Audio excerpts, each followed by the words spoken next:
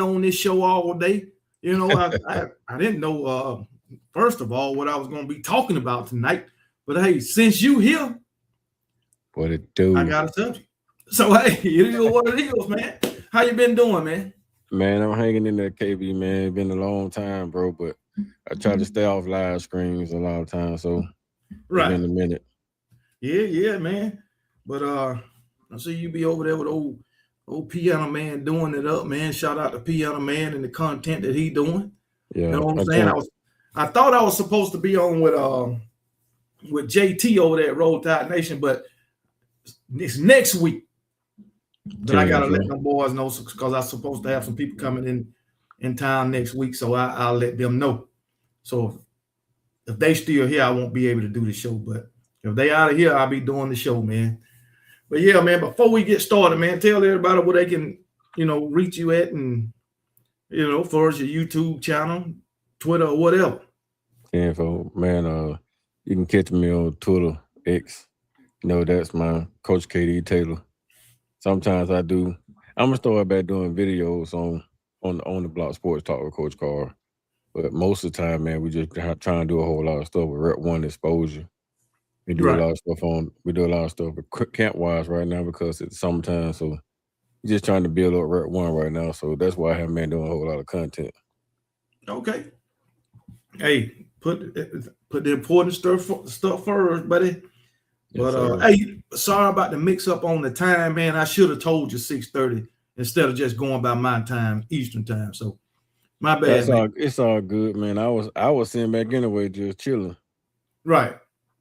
Okay, man. Sitting right here at the computer, just chilling. My brain. Oh, okay. And my mind was like, well, go ahead and take your bathroom break before we get on KB.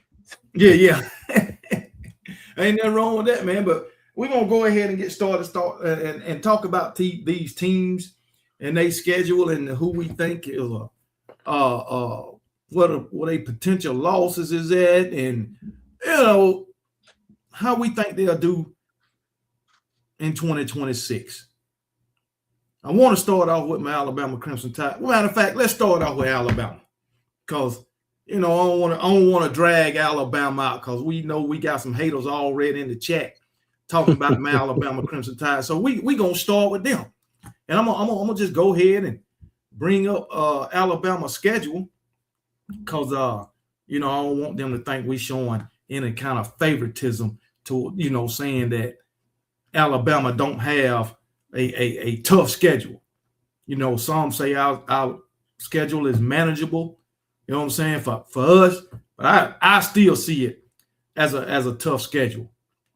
I don't know about anybody else, but I see it as a tough schedule, man. We start out with East Carolina, which we know that's a win. We got Kentucky. What do you think about Kentucky? Do you think they got the athletes over there to compete with the Alabama team? Do they have the talent?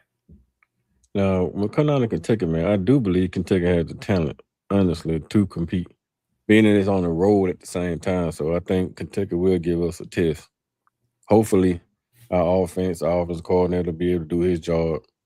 And if the offensive coordinator do his job, it shouldn't be a test at all. Put it like that. Yeah, but if the play calling is bad, it'll be a tough test because it's in Kentucky. So it is in Kentucky. You got a point about offensive coordinator Ryan Grubb. If he can stay out his own way and just stick with what's working, then I think we'll be fine. Yeah, we'll be fine. What's that? After he can stay out his own way, we'll be fine. Yeah. If he just don't just depend on the freaking passing game so much when the run game is working. Remember, we came out against Florida State. We was running pretty good that first drive, and he just went away from it for some reason. I don't know why. But if he can stay out his own way, I think we'll be all right. The thing that gives me confidence is that Kentucky got a first-year head coach. So that kind of gives me confidence. But even if they still had Mark Stoops, I'd be confident, if they had him also. But then again, we don't know what this brand new head coach is going to bring as far as Kentucky. And also, that's what has me a little bit baffled about it, man. I think Bama has the athlete to beat anybody on the schedule. Yeah, It's gonna come down to coaches. That's what it really gonna exactly. come down to. And like you said, man, Florida State, we got the ball, we ran the ball, probably affected the first drive, scored 7 points. And then the next drive, Florida State stacked the box just a little bit, and Alabama completely went away from the run game just by bringing the extra guy inside of the box. It just Ryan Grove just said, okay, we got extra defender. We're gonna pass the ball down the field. And wide receivers started taking hard shots. And we know the rest of that. Like we know what's history. Yeah, and the thing about it, we had the talent last year to beat everybody on the schedule. It was to me, our losses was mostly on coaching. That's what I think, and the issues we had along the offensive line, but that still goes back to coaching because you got an issue. You got to take the steps to get it fixed. It shouldn't take 5, 6, 7, 8 games to get your 5 starters along the offensive line at all. So I don't know what the deal with that was, but Florida State. I'm saying that we'll win that game. I don't think we'll lose to Florida State 2 years in a row, but Florida State got some new guys over there. They got, I think, what's his name? Deuce. I forget his last name, a receiver. He's pretty damn good, man. And then they got that running back from Texas over there, Contravion Wisdom. So they brought in some guys on both sides of the ball, really. So, yeah, but I think we had more talent than Florida State last year, but so man, I just don't know, man. I'm not nervous about the Florida State game because I think we're going to win it just because Coach Kalen DeBoer's track record of he seems to redeem himself against teams that he lost to. So yeah, I think we'll beat Florida State too. I think it'll be closer than what we would expect the first half, and then I think that the athleticism on defense will take over. Hopefully by then our offense will be clicking in certain type of groove, and then our offense will be able to move the ball down the field. We still got guys that's transferred from us that still at Florida State. I'm glad Earl Lillard's not anymore. Right. So that's one guy we have to worry about. One headhunter we have to worry about. Huh? They got that dual threat quarterback from Auburn. What's his name? I know, but Ashton Daniels is but I just don't trust Ashton Daniels as much as I did with Gus as I would with Doc Gus.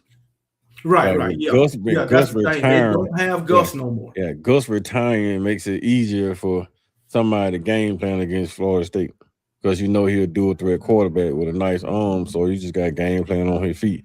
Try to make sure he stay inside the pocket. So you box everything in and make him go up the middle into the linebackers instead of giving him free outside release. So most of the quarterbacks you see dual threat quarterbacks, they try to pressure them inside the pocket, push them inside the pocket. But a lot of times they'll collapse the edge and then the quarterback will get outside and then it's just free rolling. So you just box them inside. Just make sure you box everything on the inside. Make him play with inside that phone booth that a lot of guys talks about. Just keep him contained inside that phone booth. What's inside the tackle? What they call the phone booth. So keep him inside the box. Make him run up through the middle of the field, through the defense. And then you can contain him. I don't think he can read defenses as well as most quarterback can, but he is athletic and he do have a really, really good arm. I think we better suited on the back end than we are up front. So if we make him pass the ball, I think we'd be better than just giving him two-way options, run or throw it. Yeah, we are better suited on the back end. Our front seven, we got a lot of new faces, especially in the linebacker group.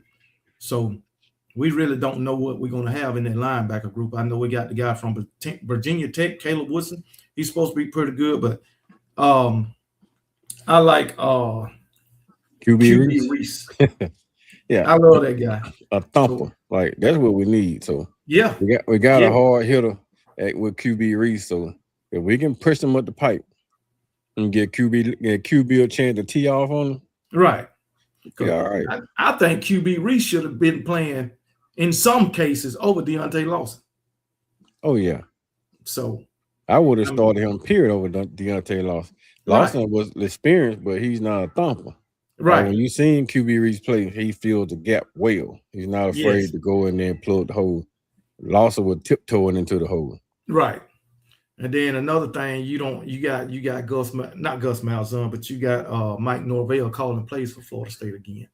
So that might be good for us. It might play into our hands. Yeah, because he's like Ryan Grove. He's predictable. Right. so hopefully, I'm hoping Ryan Grove can make the change like Kane Womack did. Make that turnaround. I think Kane Womack had a big turnaround from year 1 to year 2. Yeah, the thing with Kane Womack, he finally got the experience on defense. Yeah. The play calling wasn't bad, but the defensive backfield got more experience. He got more experience up front.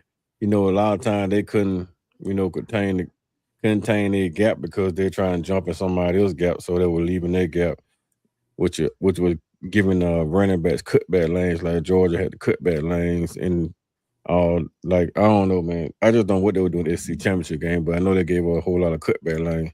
You coming from the C gap, cross facing all the way over to the next C gap, and then you vacating the whole left side of the field, leaving the gap wide open, and Georgia walked through it. So if they can cut down that nonsense, man, and going from C gap to C gap with all these stunts and twists, and just go from C to B or from C to A, but don't jump from one gap all the way across the center to another gap. And you do that, it's gonna be a recipe for a disaster anyway. So I think Kane got the talent.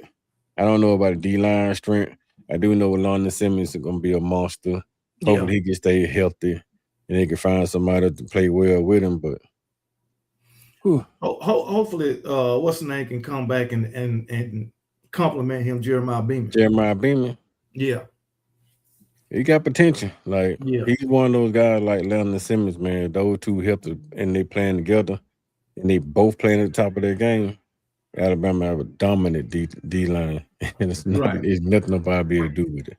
We need another guy to on that other edge like Yonze. So I don't know who that could be. Currently, it's Justin Hill.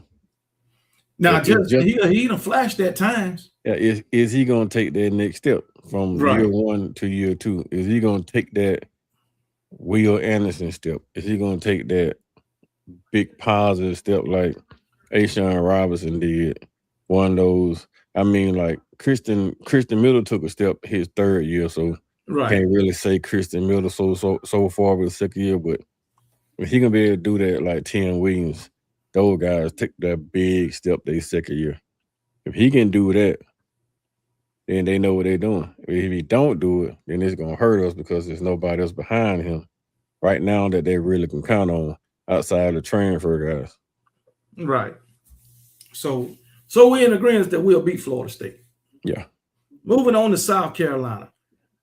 I just don't have no faith in Shane Beamer.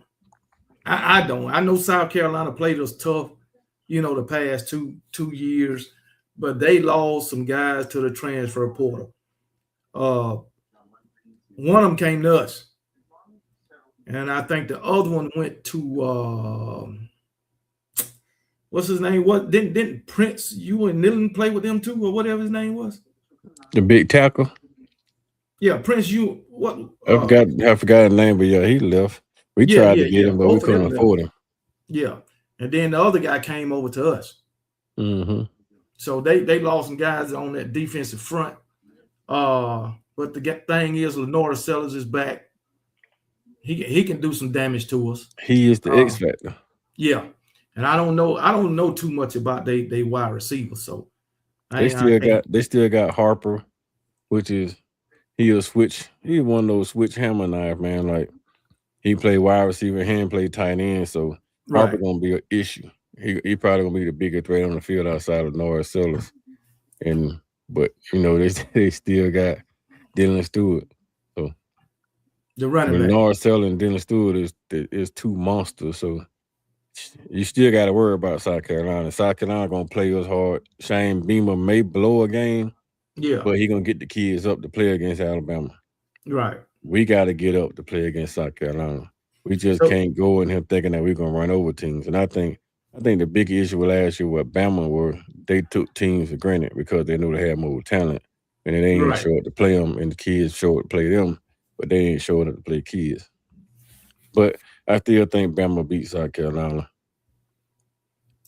You think it'll be close? I think it'll be a double-digit win, some 10, 15 points, somewhere there. Yeah, I'll take that. I love that. Matter of fact, considering the way we played against them the last 2 years, I think we got away lucky last year because they had the ball last and they was driving. Yeah. So, But I know for one thing I know about this year, we're gonna have a bigger arm quarterback. So when those guys get behind the defense, we have to worry about the balls being on the throne. Yeah. So let me ask you, the quarterback position for Alabama. Do you think if Austin Mack get a chance to start, do you think he can do for this offense what Keelan Russell can do, or what we think he can do? He can't. I don't think he can take the offense into a whole nother level like Keelan will, but I think he can drive the car like AJ McCarron drove the car. Like I think he can really drive that car down the road, hold it in the road. I don't know. Maybe like I ain't gonna say AJ. AJ was phenomenal with the football. I say Greg McElroy. I think he can manage the game well like McElroy. People call AJ McCarron a game manager, but AJ McCarron was dynamic. He could pass football anyway.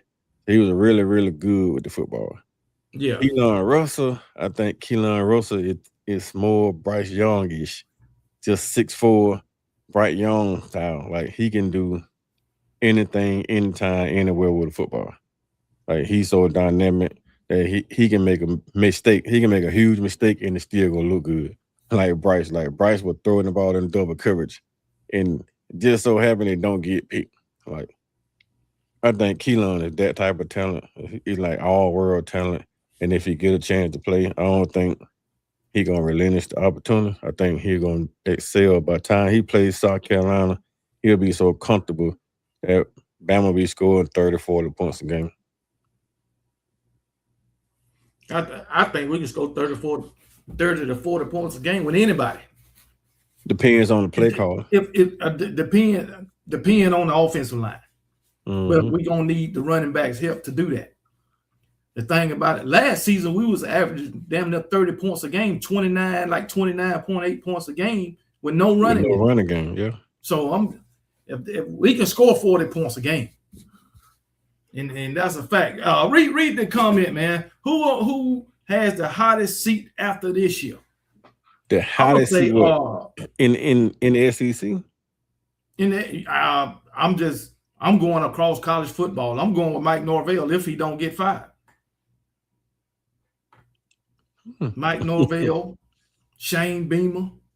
I don't know if they'll get rid of Norvell because they just gave him that big extension. Yeah, they gave him a lot of money. When was that? 2 years ago. I don't know if they'll get rid of him. The thing about Norvell is he beating the team. He beating big name teams, but his team is letting them down against the smaller schools. So I think Norvell should be safe, man, unless he just have another season like he had this year.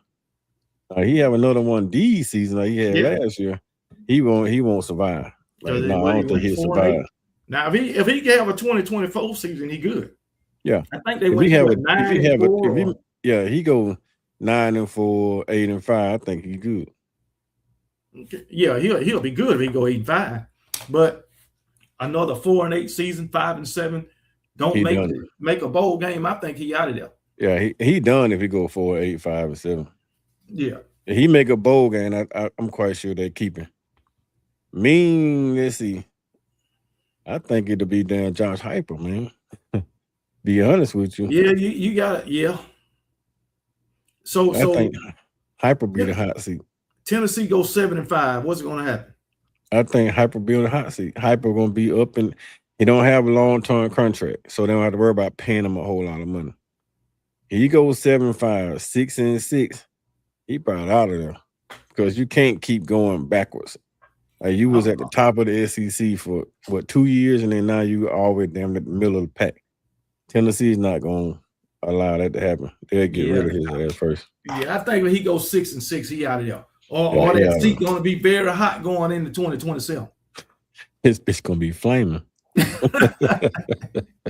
All right, we beat South Carolina. Mississippi State, some fans seem to think, or supposed to be experts or analysts, think that Mississippi State is going to be a underrated team in 2026. I think they'll do better than they did last year, but I don't think they're going to be like a 8-4 or 9-3 team. I give them more like 6-6. I said they'd be 7-5 type of team, but Mississippi State. I don't think Mississippi State beat Bama. They got a quarterback, but you gotta have more than a quarterback to beat Bama. So I don't know. Defense ain't good at all. I mean, they can't stop a nosebleed. I just don't see Mississippi State beating Bama at all, unless they just have a hell of offensive game, and I just can't see. They don't run the ball well, so everything is predicated on the quarterback. So I think that if they get into a shootout with Alabama, they lose because we got defensive back galore. So I think they got a transfer. What is a transfer? Yeah, he got a transfer running back. Go by the name of Fluff Bothwell. Don't matter. They can't run the ball well. Is it because of their offensive line, or it's just because of the offensive play scheme? They scheme is just like Ryan Grubb, man. It's all about drop back.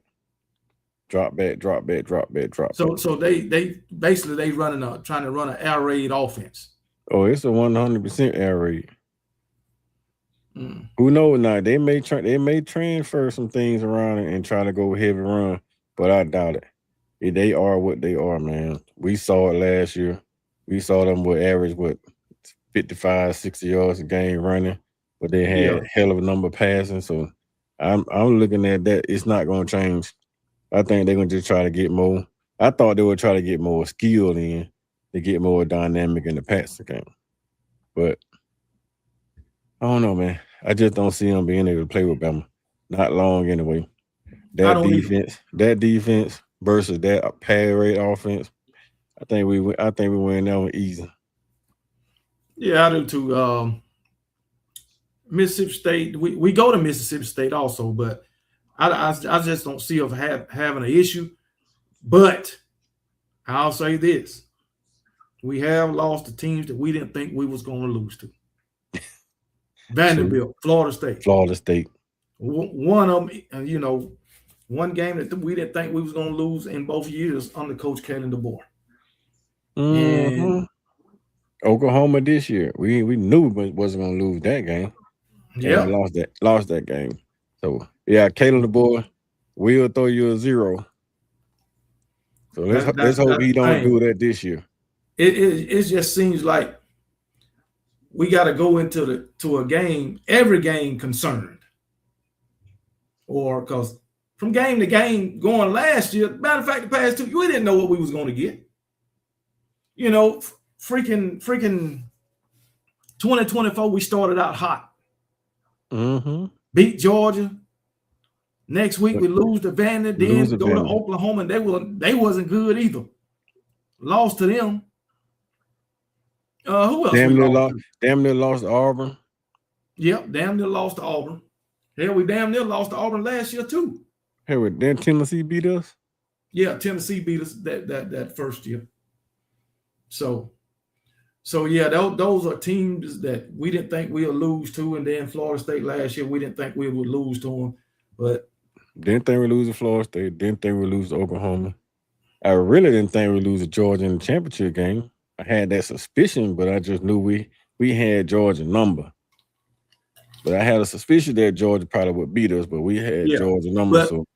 But you thought we would play better than Alabama would play better than what they did. Play way better, yeah. Oh yeah. So and they, I don't know what they were doing. I don't even fucking know, man. I think they were waiting. I think they were just waiting to get in the playoff and try to see can they make a run. They beat Oklahoma, got excited. Next week didn't show up. Yeah.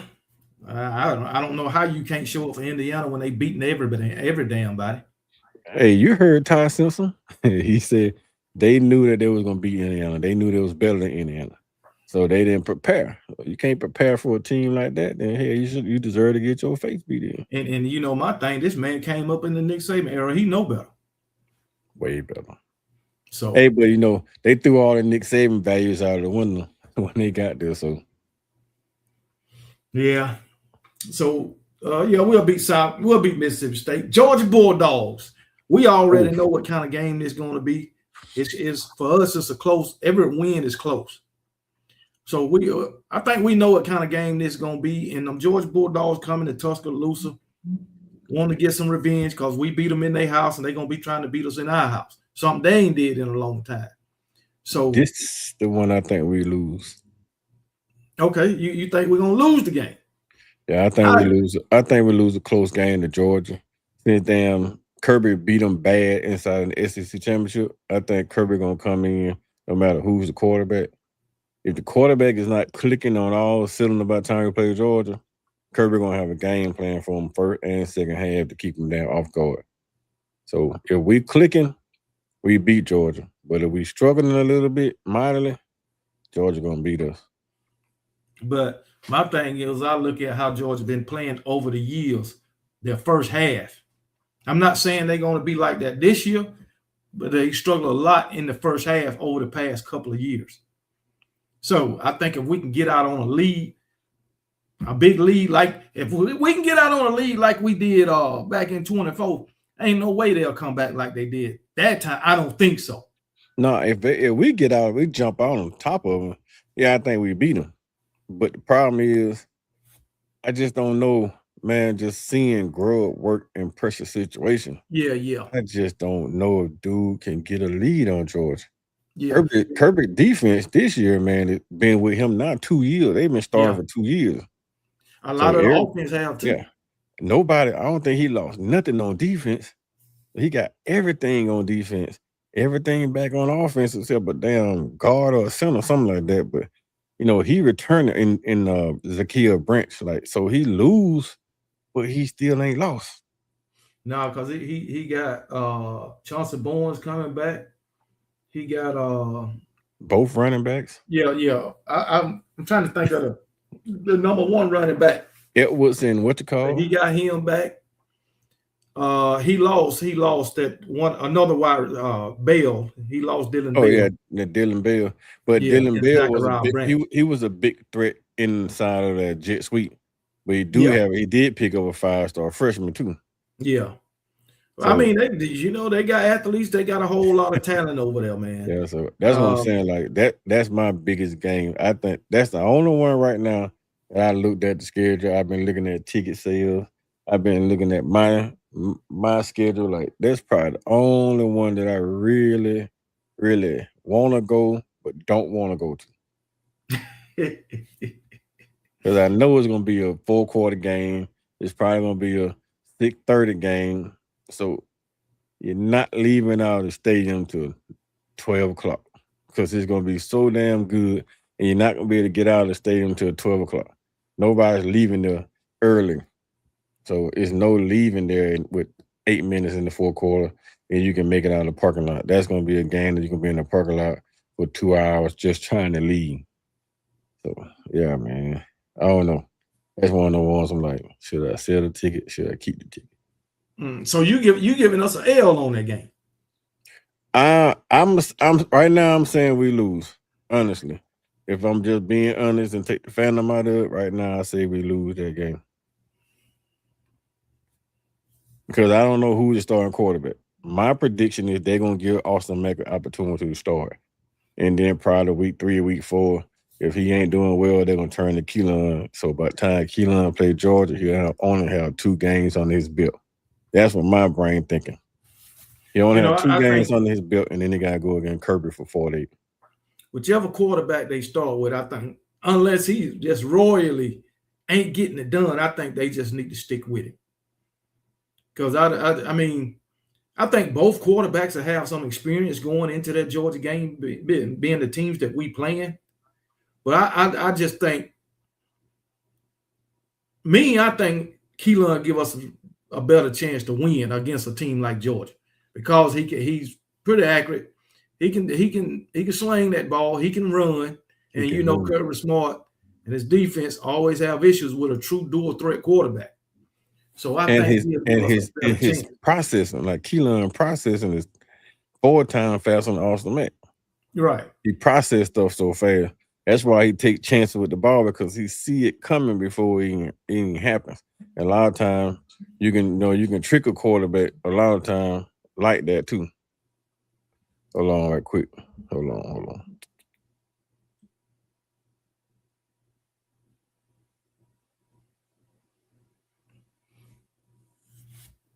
You straight? Oh, okay. But yeah, man.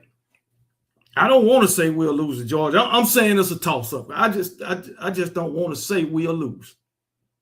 I'm saying I'm giving 50-50. Yeah. I mean, yeah, that makes sense. Let's just do 50-50. But I do believe now, I'm like this. If Keelan Russell is the quarterback, we beat Georgia. If Keelan Russell is the quarterback, I just don't think Georgia can have enough defensive firepower to stop him. Yeah. Unless they blitz every single down or they take shots and try to take a wide receiver out. I just don't think they got enough defensive firepower to stop him. My thing with Georgia, if we can stop that damn screen, we'll be straight.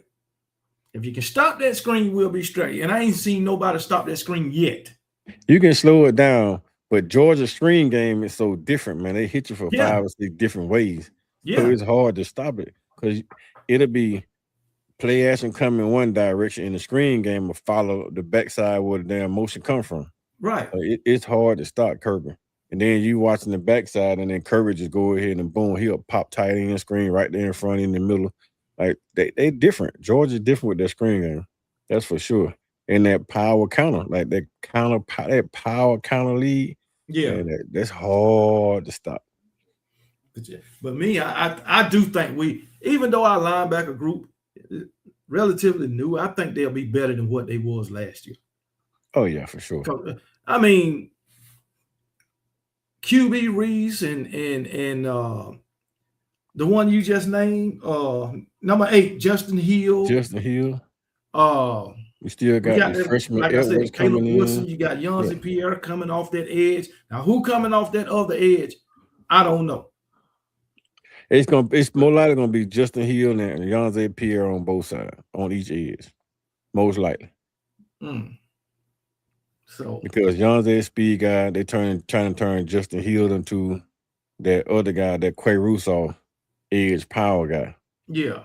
So he's more likely gonna be on one side, Yonzi gonna be on the other side.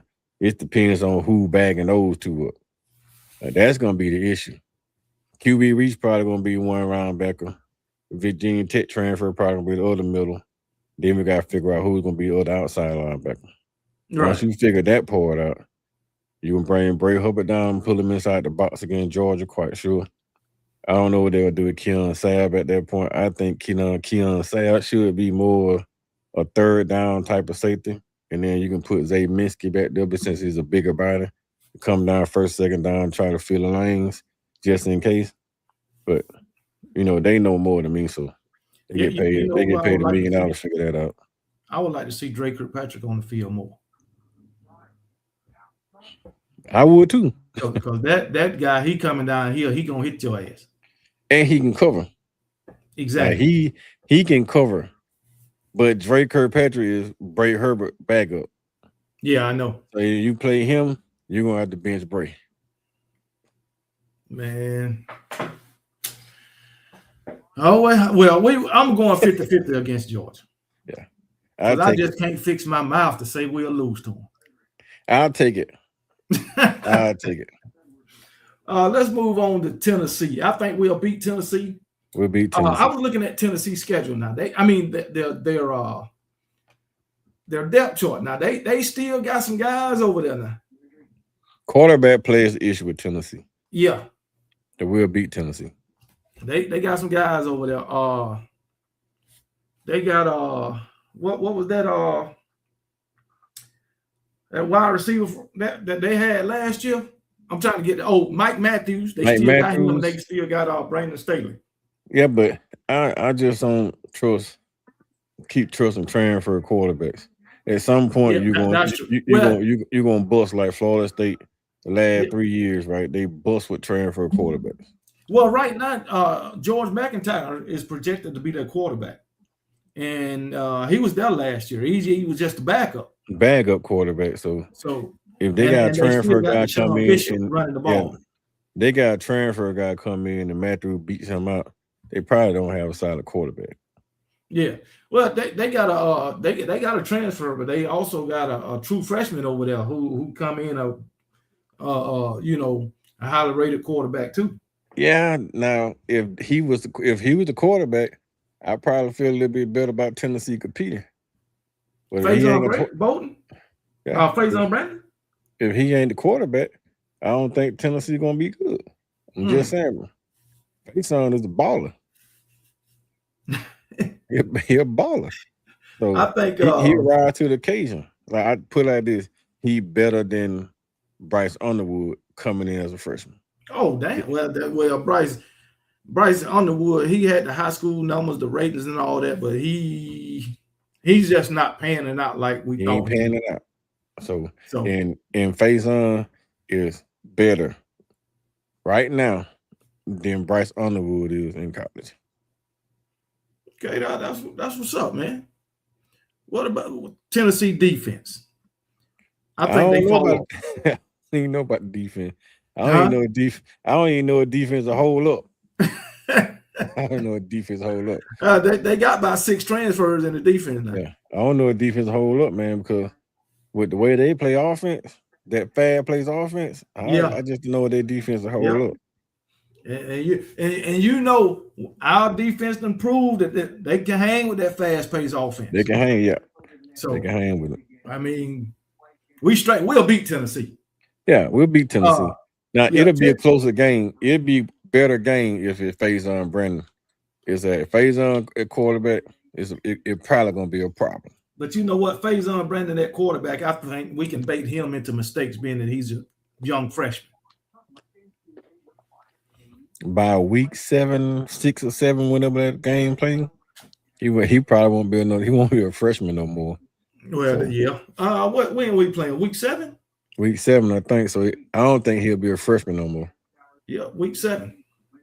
But you think either way we're gonna beat him? I don't care. We'll beat him. But it'll be, if he's a quarterback, it'll be tighter. Well, we'll beat him. All I know, Ryan Grover better not fold up in Neyland Stadium. I don't think so. Man, I promise you, man. Without any doubt, I really do believe at that point, Keelan will be the quarterback. Okay. No matter what. So moving on to Texas A&M. They coming to Tuscaloosa. I like that quarterback. He's a true dual threat quarterback too. But the thing with him, he take chances. Yeah, Marcel Reed, he'll give you 2 picks. Yeah. So I think we probably can get 2 or 3 picks off him. If they can't run the football, Bama blow Texas A&M out. You're not gonna sit back and just dice them up like that. But you know what? The thing is, Texas A&M, if that defensive front is anything like it was last year, they're gonna be a problem. That's gonna be a real problem.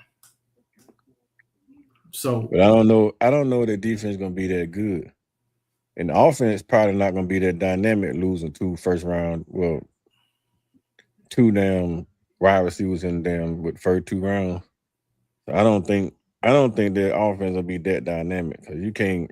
It's hard to replace 2 top tier wide receivers. It is. I don't. Did they bring one in off the transfer portal? It ain't gonna matter. They lost 2. And 2 fast guys. 2 fast guys. Like, you lost 2 burners. They accounted for what, 20-something touchdowns last year. Oh yeah, they did bring. They got Isaiah Horton from us. It's not gonna matter. Now Isaiah Horton ain't like the wide receivers that they lost. No, he ain't no Concepcion. He ain't no KC Concepcion. Oh no, I think Isaiah Horton is more like a Mike Evans type. Yeah. But he's not fast as Mike Evans either. Oh hell no. I don't think his hands as good as Mike Evans. So that's what I'm saying. Like, no matter who they brought in, it's not going to match that production. So, but they do still got Ruben Owens. I like what he brings to the table. Yeah, he okay, but he still ain't exceptional. But as far as the I'm concerned more about the defense, because that defensive line is for real. I just don't trust the back end. You can scheme defensive tackle, defensive end, but it's hard to scheme the defensive backs, and the defensive backs are not that good. You do have Dez wrist, so we still got Dez to worry about, but the rest of the defense boys, man, I just don't know if they got that much talent on defense side. Dez Ricks. But you get what Dez Ricks, he can't can't do it by one wide receiver at a time. Yeah, they'll try to put Ricks on Ryan. They try to take away Ryan, but you still got to have other guys that can.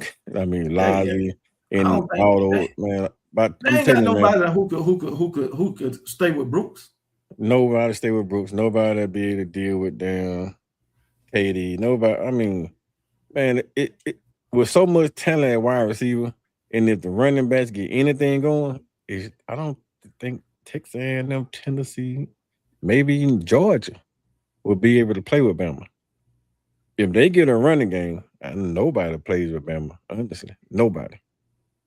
This man say Kirby has never beat a top 10 team on the road.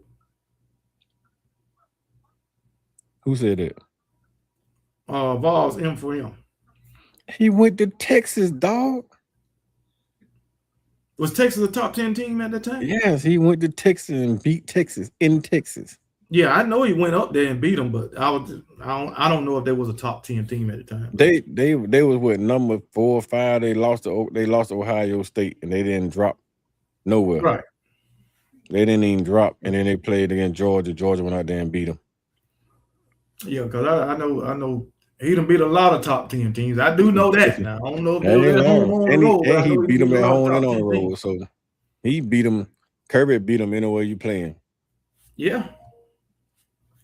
Especially in the regular season. Like, he don't lose in the regular season. The only team that beats him in the regular season is Bama. Yeah. That's about it. So we beat Texas A&M. LSU coming off the. You know what? I have no words about LSU. I don't give a damn about Lane Kiffin. I don't. I'm saying that we beat LSU. They don't know what they getting that quarterback either. This guy coming off a damn broke foot. Going to the Bayou. Yeah, Lane Kiffin. Bad referees. Night game. I don't know. Look, we done beat all that before. That's a 50-50. We done beat all that before. That you say, about the transfers. They got 6 projected starters on the offensive side of the ball. That's transfers. So now I do like they running back Caden Durham. I do like him. Yeah, Durham's a former 5-star. He's a beast. And they got but they got 3 transfer quarterbacks. They still got just about all the wide receivers. Yeah, all the wide receivers are transfers. They got Winston Watkins. I don't know where the hell he came from, but he came from Ole Miss. He didn't do shit last year. Yeah. Then they get Seifert. No, they got Jackson Harris. Jackson Harris from Stanford. He had almost 1,000 yards last season with 963 and 12 touchdowns. So that's a good one right there. And they got Jace Brown. So he only going to give them 1 year. Yeah, I think he went for like 700 and some odd yards last season. So, they also got, man, it's just Lane Kiffin offense, man. They're going to put up numbers. Yeah, they're going to be throwing the ball. If their defense play anything like expected, this will be a toss-up game. If the defense is not as strong like it was last year, Bama win. But now it'll be a close game. every backup on the offensive side of the ball is a damn transfer, except for Caden Durham. So that's kind of now, how Kiffin built Ole Miss. yeah, that's how he built Transfer Ole Miss. pool. So That's how he built Ole Miss. I'm not Now going. that's the one. Yeah, Prince Nillen, whatever the hell his name. He went to Ole Miss from South Carolina. Yeah, so he went. So to, he's a good LSU. pickup. He's a damn good pickup. Yeah, but I mean they'll be good, man. I just don't know. It just depends on Lane. You'll tell how LSU Alabama be probably by week 4. Watch LSU play, watch Lane play calling, watch the defense, see how they developing. Week 4, you'll tell what Bama beat them or Bama struggle. It's gonna be a good game regardless because it's in Baton Rouge. Bama wins in my expectation. Bama wins, but because like I said again, by that time the quarterbacks will be way more experienced. Running game should be way more experienced. Defense will be clicking on all cylinders. So even with the hype, but Kiffin hype, I think we beat them this year. I just don't know we beat them going forward. But this year, I think we beat Kiffin. You think we beat Kiffin? I think we beat Kiffin too. I think we beat Kiffin. I'm looking at our defense and the way we play defense. I think the defense is going to be the reason why we win. Oh yeah, we'll beat Kiffin. He gonna gamble. He gonna take an unnecessary gamble in the 4th quarter. We're gonna stop him and we'll score. Put the game away. Kiffin will take an unnecessary gamble in the 2nd quarter. So shit. Hey, but he do that again. He do that against Nick Saban. I don't think he'll do that against the boy. He wanted to beat Saban bad. He know he can beat the boy. It's just the way you can see the way he handle himself in the press conference. You see what he doing on X. He know he gonna beat the boy. So he ain't gonna take no chance. Because he feel like he gonna have a better team, the better coaching staff. He the better coach. He just know he gonna beat him. So I don't think he gonna take a chance with us. But we gonna whoop his ass though. How about okay, we'll beat LSU. Say Vanderbilt. We'll beat Vandy because Jaron Curtis he'll have that freshman year kind of like Manziel had his first time out. He'll have a decent little year. He'll struggle a little bit in big games, coming out in the pressure. We'll beat Vandy. But we don't play them to game 10. We'll beat Vandy. Jaron Curtis gonna have a good year, but we're gonna beat Vandy. He ain't gonna play a team like Bama. They still got Cedric Alexander. Yeah, but that Bama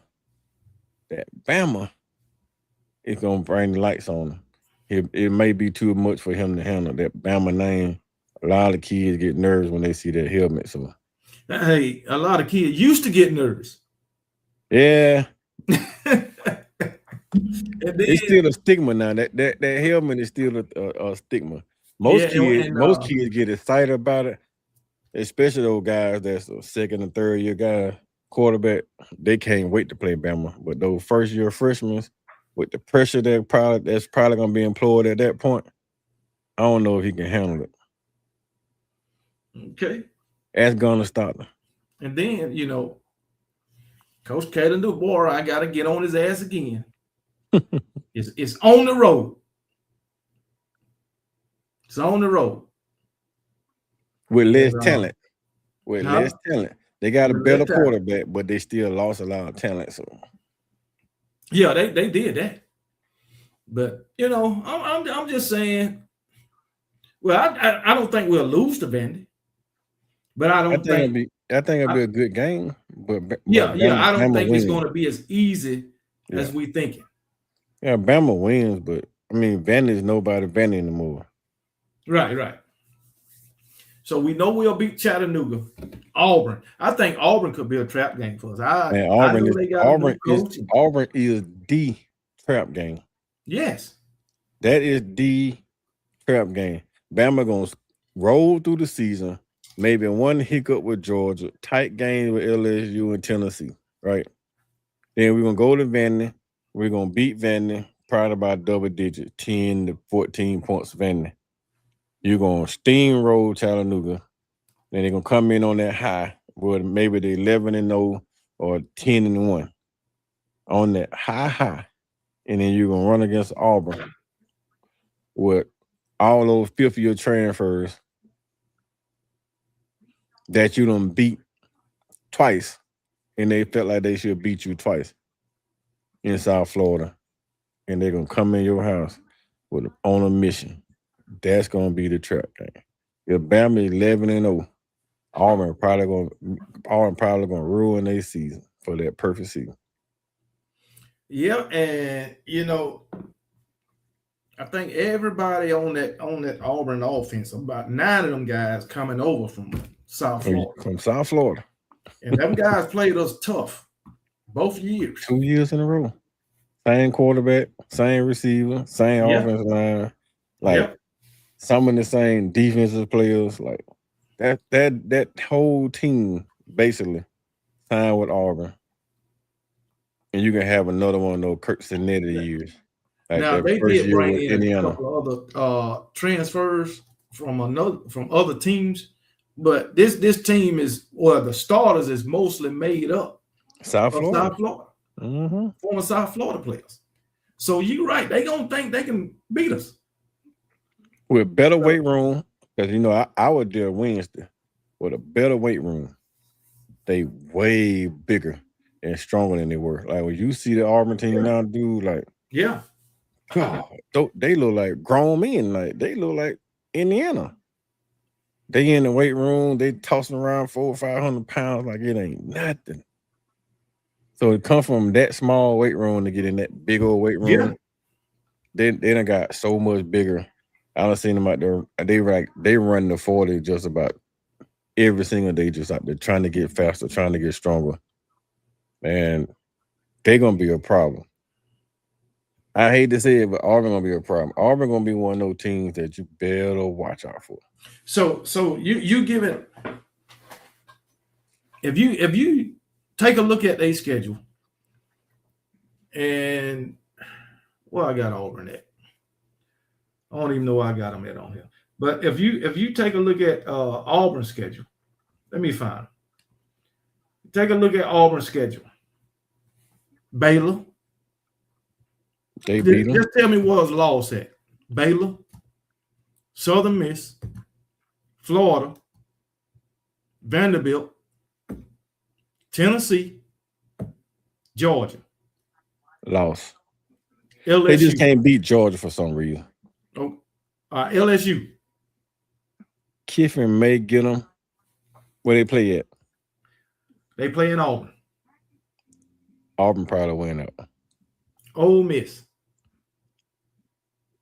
Arkansas. Auburn. I give Auburn that one. Okay, Arkansas. I know you give them that one. Yeah, that easy. Mississippi State, Sanford, and Alabama. Bama beat them.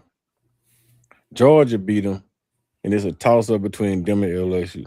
So you saying Auburn could possibly be a playoff team with a 10-2 record? Auburn definitely probably going to be a playoff team. If they play like they supposed to play, Auburn is definitely going to be a playoff team. 10-2, 9-3 at the worst. Now, I can believe that because with this coach, he got the same players that he always had.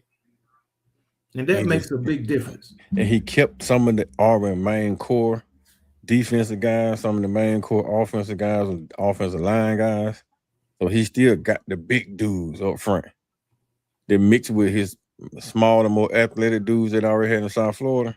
Right. He just mixing those big, powerful dudes together. Auburn can be a problem, man. I'm telling you. I watched them boys in person. That team is for real. If they come out playing as hungry as they play in practice, they're gonna be a problem. Barring any injury, right? If they don't get injured, no significant injury, quarterback, one of those transfer wide receivers, one of those DBs that didn't leave Auburn and stayed. Like if they don't get injured, my little cousin coming off the edge this year, looking really, really good. I mean, man, Auburn can be a real problem. It can be a real problem. Yeah. I agree with that. Bama Hater, when you going to take my bet that y'all that Notre Dame beat y'all ass. That's the only bet I want. If you ain't talking about Notre Dame and Miami, you ain't talking about Notre Dame beat the hell out of Miami, then don't talk to me about no damn bet. Thank you. But anyway, we done stayed on Alabama a whole hour, man. I know, right? So we're gonna move on to something else other than these other teams. Let's talk a little bit about recruiting. Should Alabama fans be worried about Alabama recruiting right now? Not right now. That's what I said. It's the month of June. I'm not even concerned about the big time stars. Right. They getting what Bama is doing right now is kind of like what Dabo been doing for years. He's not chasing stars. They chasing fit. Yeah. Bring in the right fit. Because some 5-stars you bring in, like I've been telling y'all for years, man, every 5-star is not a 5-star. You got 2 stars that should be 5-stars, but can't afford to go to rivals or own 3 satellite camps. They can't travel to 12, 13 camps a year to get on 3 radar. So you got some of those guys that own 3 radar at 2 stars. Some of those guys own 3 radar at 0 stars or actually 3 stars. Some on 4 stars. So when it comes down to recruiting, you just find the best player that fits your scheme. Don't go out here chasing stars, because you're chasing stars, you end up getting one of those guys. The Saban guy out of Florida was a 5-star that bounced around 7 different teams, still trying to play college basketball. If he came in and bought in the Nick Saban, he'd been a 1st-round draft pick, right? But he got booted, and then got booted from every single team he played on. So you go out and get guys like that, or you go out and get a guy from Alabama that was a 5-star that was actually a 0-star. Linebacker, come from a small school, as rated a 5-star, should have been a 0-star. Didn't even pan out. But you can also go like Saban go down last day and get Josh Jacobs, was a 0-star, get offered by Nick Saban, become a 3-star, and become a top 10 draft pick. So go get the right guys. Stop chasing the stars. Bama fans, let me tell you this. Yeah, Bama come in ranked 25 in recruiting. And they get the kids that we evaluating, that I'm sitting down there watching all damn time. Like, I'm watching the 3-star, Trey Hall, out of Central Tuscaloosa, right across the street. Was committed to Oklahoma, then he decommit, right? I'm watching Trey Hall play running back, wide receiver, slot. He played X, he played the Y, he done played the Z, he done played H-back, he done played running back, he played quarterback. I'm watching this guy, a 4-3 guy that can touch the ball anywhere in the field, and he gone. Nobody catching the kid from behind, period. Committed to Oklahoma, decommitted. His recruiting is wide open. Bama get that kid, give me that kid over 5-star anything, because I can put him anywhere on the field. He Tyrone prototype. You can put him anywhere. He Deuce David Palmer type. Put him in the backfield, put him in running back, put him in the slot, put him on the outside. He that type of dynamic. Bama get that kid. The rating probably not gonna be good, but hey, the player outraised the rating. You seen Dabo Swinney won 2 national championships and didn't have not one 5-star kid. So if Bama going that model, just getting the best player like Ty Phillips, like y'all gotta go watch film on Ty Phillips. This kid is a fool. 6'2", 210, 220, runs about a 4.4 40. Man child, Adrian Peterson 2.0. He will flatline you. He ain't running past you. Like, he's not dodging. He will flatline you. Like, he love contact. So they got that recruitment. If they keep getting the high-rated 3-star commitment, man, just be patient. I don't give a damn if they top 50. They gonna walk on the field and they gonna produce. All I'm saying, people like to talk about the 4 and 5 stars at Alabama, or all the 4 and 5 stars that Nick Saban was getting, but you got to ask yourself, how many of them didn't touch the field at Alabama? A lot. Everybody always see the guys who touch the field, but they don't see the ones who don't touch the field, who were 5 and 4 stars. And you had 3 stars, walk-ons, playing in front of them. You had Ronnie Harrison come out of high school as a 2-star. and he started Shit, in the you secretary. look at Levi Wallace. Come Leroy on as a Wallace a zero walk on walk scout on team, and worked his way up to being a starter. starter. Still in the NFL. Yeah, Starting in the NFL at one time in his career, I know, with the Bills. he started over them 3 guys that came in. Nick said one was a 5-star, one was a 4-star, and one was a 3-star. Right. Levi Wallace came in and started over all 3 of those guys. So, hey, Him man, and Marlon Humphrey played in the same secondary. Marlon was a 5-star, he was a 0-star. right. So it's coming in the college, man, them stars, the only thing it means is potential. It's potential. That's And right. the bigger issue about stars, man, if you get a 1-star, 2-star, 3-star, a lot of times they hadn't even reached their full potential yet. 5-stars, they done maxed out. Like once they get their 5th star, if they 5-star plus, then they still got room to grow. But they hit that 5-star and they just a 5-star, they probably maxed out in high school and get to college and fall flat on their face. There's no guarantee that a 5-star gonna be that guy. Them 5-star plus guys like Keelan Russell, you can see it. Those 5-star plus guys like Xavier Cowell, you can see it. But even EJ, I'm telling you, if EJ stumble, he may not start his second year. They got running backs on that roster, man, that 2 and 3 stars. That's for real. Yeah. Facts, man. Hey, as you say, fit matter more than stars. More than stars. You can get a 5-star and be the wrong fit. And that can happen several times, but attitude-wise, skill-wise, like Jonze Pierre was a 5-star. Look how long it took him to come into his own. This is senior year. Yeah, he didn't come out to last year, his 3rd year. Exactly. Like, coming in as a 5-star, he probably was more like a 3-star, but he was a 5-star rated. It took him 2 years to develop. And look how long it took Jonathan Allen. Yeah. So, and when he, but yeah, man, it took some guys a long time to hit the field. Yeah, but you got Quinn Williams coming in as a 3-star. Yeah. His second year, you could start seeing the traits. His 3rd year, he blossomed to be a monster. So, all world. A lot of 3-stars and came through Alabama and went on to be All-Americans, 1st-round draft picks, whatever, 2nd rounders, whatever. But it's more 3-stars that have been All-American than they have been 5. Yeah. No. So, hey, I ain't worried about recruiting shit. It's 2026. I ain't worried about 2027 right now. I worry about that after the season. So because after the season, the crazy part about it, KB, after the season, thinking about recruiting. These guys, the 3-star guys, gonna have a hell of a season.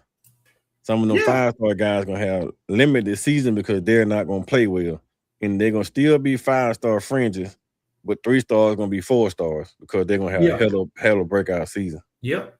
Right. And the thing about it, them 3-stars gonna be going harder than 5-stars. Way harder. And Bama it's scaring me to death because I just seen Justin Riley. I'm not Justin Riley, but Justin Smith posted saying Bama is the favorite to land our wide receiver. That's good, man. Yeah, it's good, but it's scary because I got to walk in there now, and I can't wear my Bama hat because if Bama leading, I can't wear my Bama shit when I go to class. Yeah, when I walk inside school. You can't treat him no different. No, I can't treat him no different, so I got to take it off, right? And I can't be wearing the hat trying to entice him to go somewhere because I'm a Bama fan. Right. So now I can't wear my Bama gear around him. So that's what kind of scary, but it's cool. If Bama his favorite, I'll talk to him about life instead of speaking about football to him. Right. Can't talk to him about football because then you start trying to push him somewhere, and that ain't what I'm trying to do. So, hey, it's a good thing. But that guy, people not paying attention. If he do commit to Alabama, the numbers is not gonna rise. But that kid there, if he was 6'3", he'll be a 5-star. Okay, that's what's up, man. So think about it like that. Yeah. He got 40-something vertical, man, at 5'10". Yeah. He kind of like Trey Hall. What's that? He kind of wants, like I tell you about Trey Hall. Yeah. As physical, play quarterback, running back, and wide receiver. He plays safety on defense. He will tackle. He can cover. He one of those Swiss Army knife. But if Right. he was 6'3", 6'2", if he was 6'2", he'll be a 5-star. That's what's up, man. Hey, well, hopefully we'll get him. Hopefully we'll get him. You just don't wear your Bama gear. That's all I can tell you. I ain't wearing no Bama gear around him. Not at all. You see Bama what I Hater. got on, right? I got on Selma. Selma. Somebody say you got on an Atlanta hat in the chat. I'm sure you know what kind of hat he got man, on. listen, dog. I am an Alabama kid that spent half of my years in the ATL. Most of my adult years, after I came home from the military, I spent 5 extra years in the ATL before I moved back to Alabama. When I came back to Alabama, I got in so much trouble that I had to leave my hometown, and I ran to Selma, where I met my beautiful wife, and I've been down here 24 years, going on 25. So, hey, yeah. Bama Hater, I just want you to know, some of those guys on Alabama's defense is the same guys that got beat 38-3 by Indiana. I just want you to know that, just like some of your guys on your defense is the same guys that lost to SMU and Louisville. I just want you to know that, okay? But he also got to understand that Indiana was a different team. I told a lot of folks, man, when Indiana came in, that Indiana was the team to beat this year, because I watched Cincinnati last year. Hey, what he ain't telling is some of those same guys on their defense is the same team that got beat 45-3 against Florida State in 2022. Y'all still got some of those guys, Bama Hater, but you ain't telling that part. Because they don't get rid of them. Hell, they 30-3. Hey, Miami team is 25 and older. Yeah, he like to bring up the 38-3 against Alabama, but he ain't bringing up this 45-3 that they lost by. He ain't bringing up that same score that he loved to bring up, 38-3, that they lost in the only SEC championship they went to Clemson, the same Clemson team that Alabama beat that same year. He ain't telling that part. So for you to bring up 38-3, won't you bring it up with your team too? Because it happened to you just like it happened to Alabama. And no matter how much you bring that up, Bama Hater, you still lost to that same team. You still didn't win a national championship. Still didn't win a conference championship. I understand y'all had the best season y'all had in over 20 years. I understand that, and I give you credit for that. That's 25 years, right? Well, they got a good season in 2022. They went to the national championship and lost that one too. But anyway, that's neither here nor there. Last year, they had their best season in over 20 years. And I give them credit for that. They had a great season. Malachi Tony went the fuck off. Ruben Bain went off. You had a great running game. You got a whole lot of talent over there. I give you credit for all of that, Bama Hater. And you still lost. But the fact of the matter is, you came away with the same thing that Alabama came away with. Why can't you understand that whether you get beat by 40 points, 30 points, 20 points, 10 points, it all equals a loss as if you only lost by 1 point. It's still a loss. It's still a loss. You lost at home in your home stadium. See, the thing about they lost, it was just a more heartbreaking loss. You know what I'm saying? It was a more heartbreaking loss. I'd rather get beat by 35 and then to have the game in hand. Talking about what the run game average. I don't give a damn. Shit, y'all run game average damn near 200 yards against Indiana, and you still lost. And lost. They ran for like 189 yards and still lost. So whether we ran for 6 yards, -3 yards in a loss, and y'all ran for 200, it's still a L, Bama Hater. Just get it through your freaking head. The thing about Bama Hater, he ain't gonna get it through his head. Bama Hater whole life is hating on Bama. That's all he do. Now I'm tell you, I'm almost figuring out something about it. He hate Bama so much I don't know if he got kids or not. So if he don't, maybe damn somebody to play football at Bama took his girlfriend, knocked her Oh, up, it gave her must 5 or be. 6 babies, and then sent them back to her to raise. Sent them back to him to raise. And he just been pissed off like hell at Bama ever since. I don't know Who what's knows? the deal with him in He got a Alabama, problem. man. Now he got a serious problem though. That dude there got a serious problem. But I guarantee you go in his house, he got Alabama shit everywhere. I guarantee you. He probably I can't believe that. I can't believe. I know he love to hate on him. He probably poop out Bama. As much as he talk about Bama, his whole damn family is proud of Bama. That's why he hate him so much. Everybody in his family love Alabama, and he just couldn't do it because the whole family loved Bama, so he had to be odd.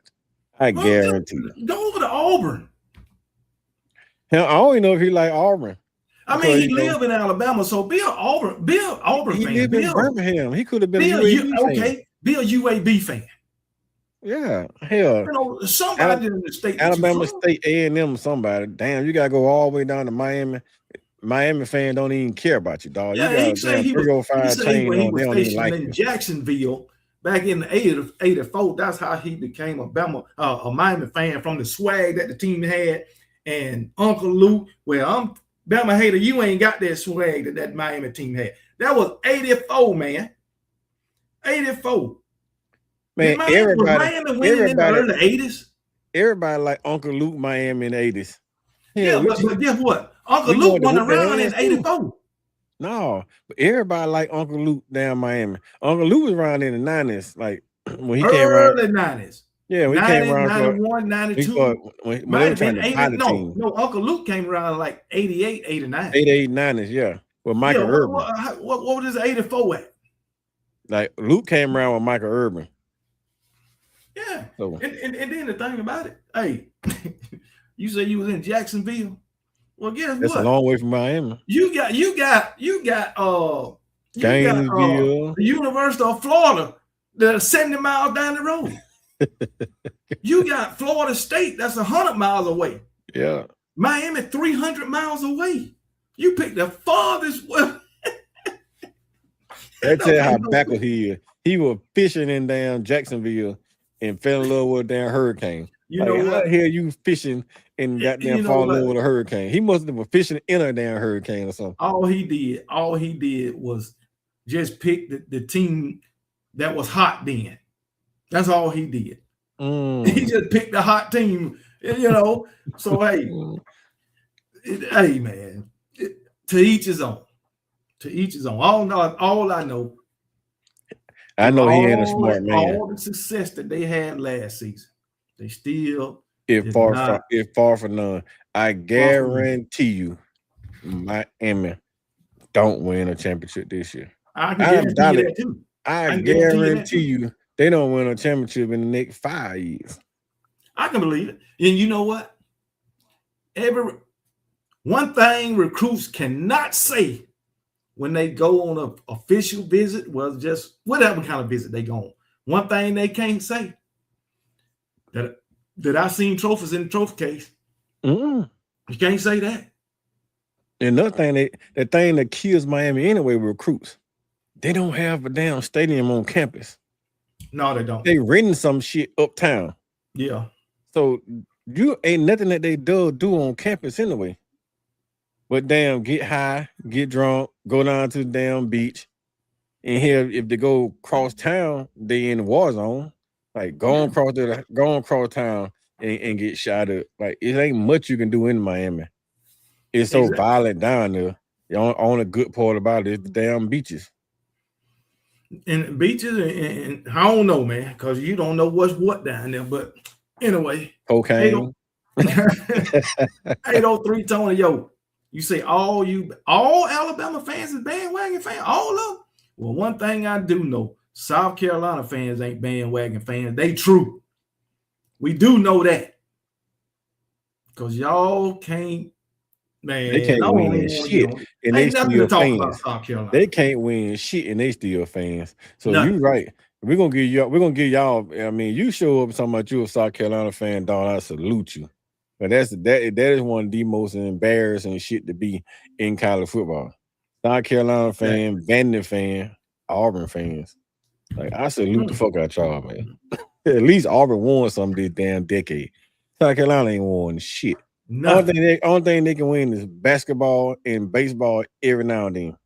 Outside of the damn girl basketball team, boy, y'all ain't hitting no shit. Basketball team, they ain't got no. They ain't hitting no shit. So I salute you, dog. You a South Carolina fan, more power to you. I swear. Oh, yeah, one more thing I want to say to Bama Hater. He love to talk about how many baseball championships they got. My hometown team stopped their ass from going to the World Series. Them damn Troy Trojans sent their ass home. Right? Them Troy Trojans. Good night. Goodbye. How about them Troy Trojans, Bama Hater? See you next year.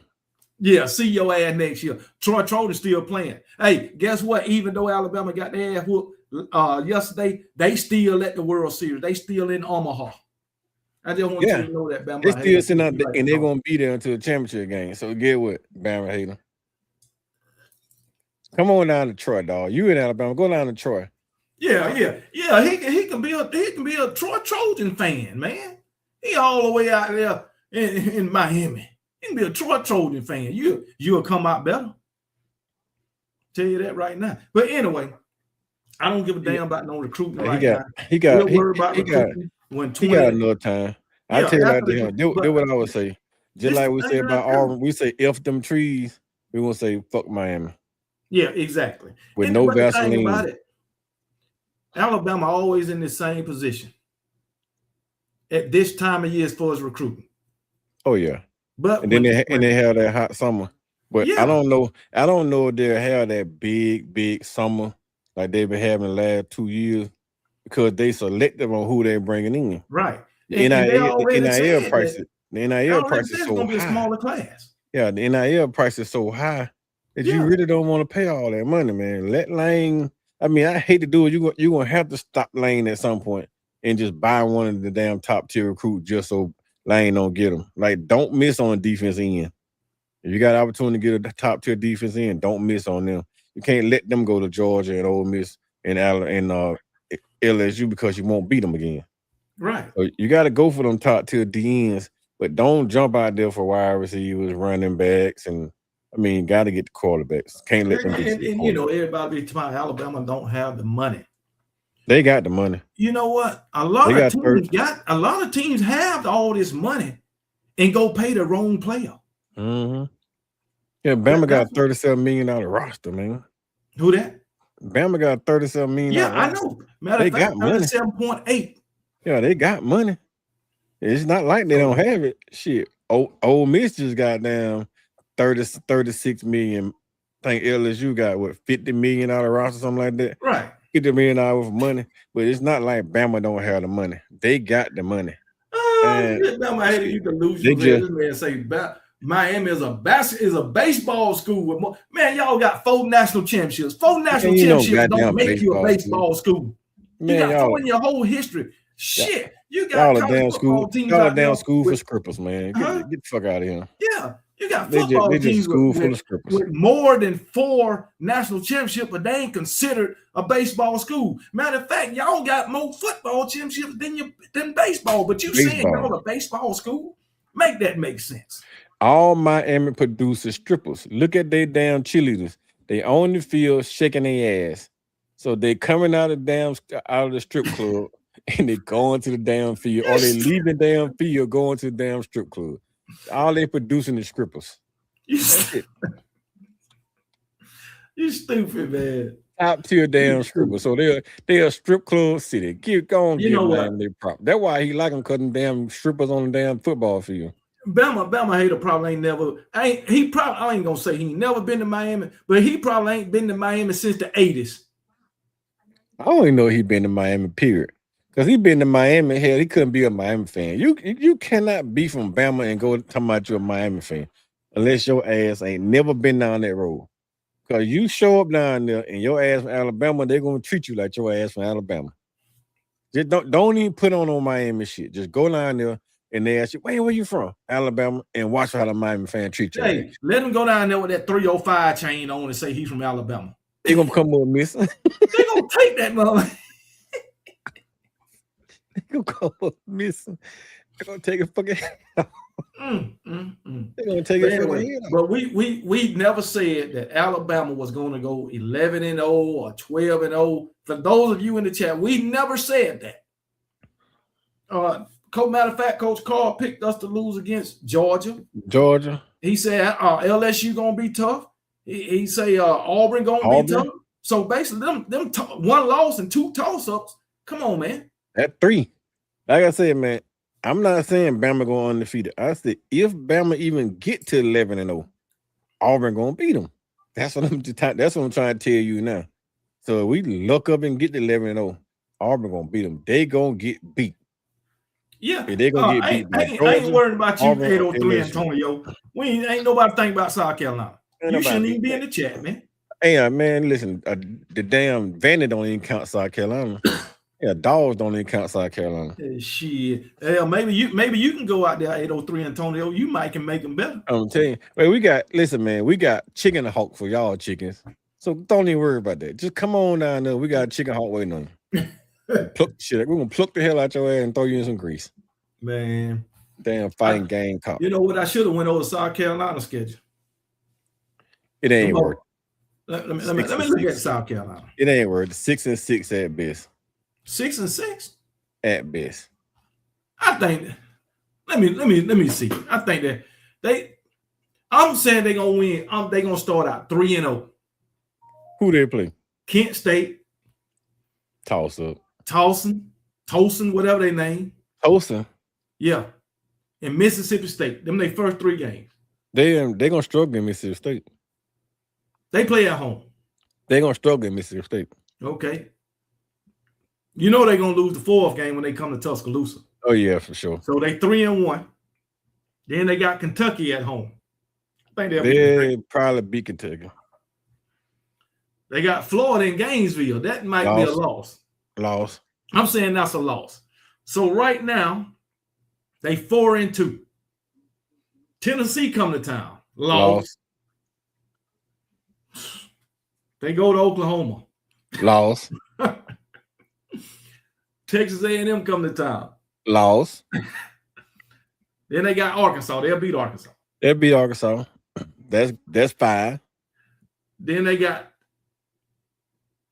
Georgia. Georgia and Clemson, right? Yeah. 2 losses. That's lost. So you saying they got what? 1, 2, 3, 5. 6-6 at best. That's what I'm saying.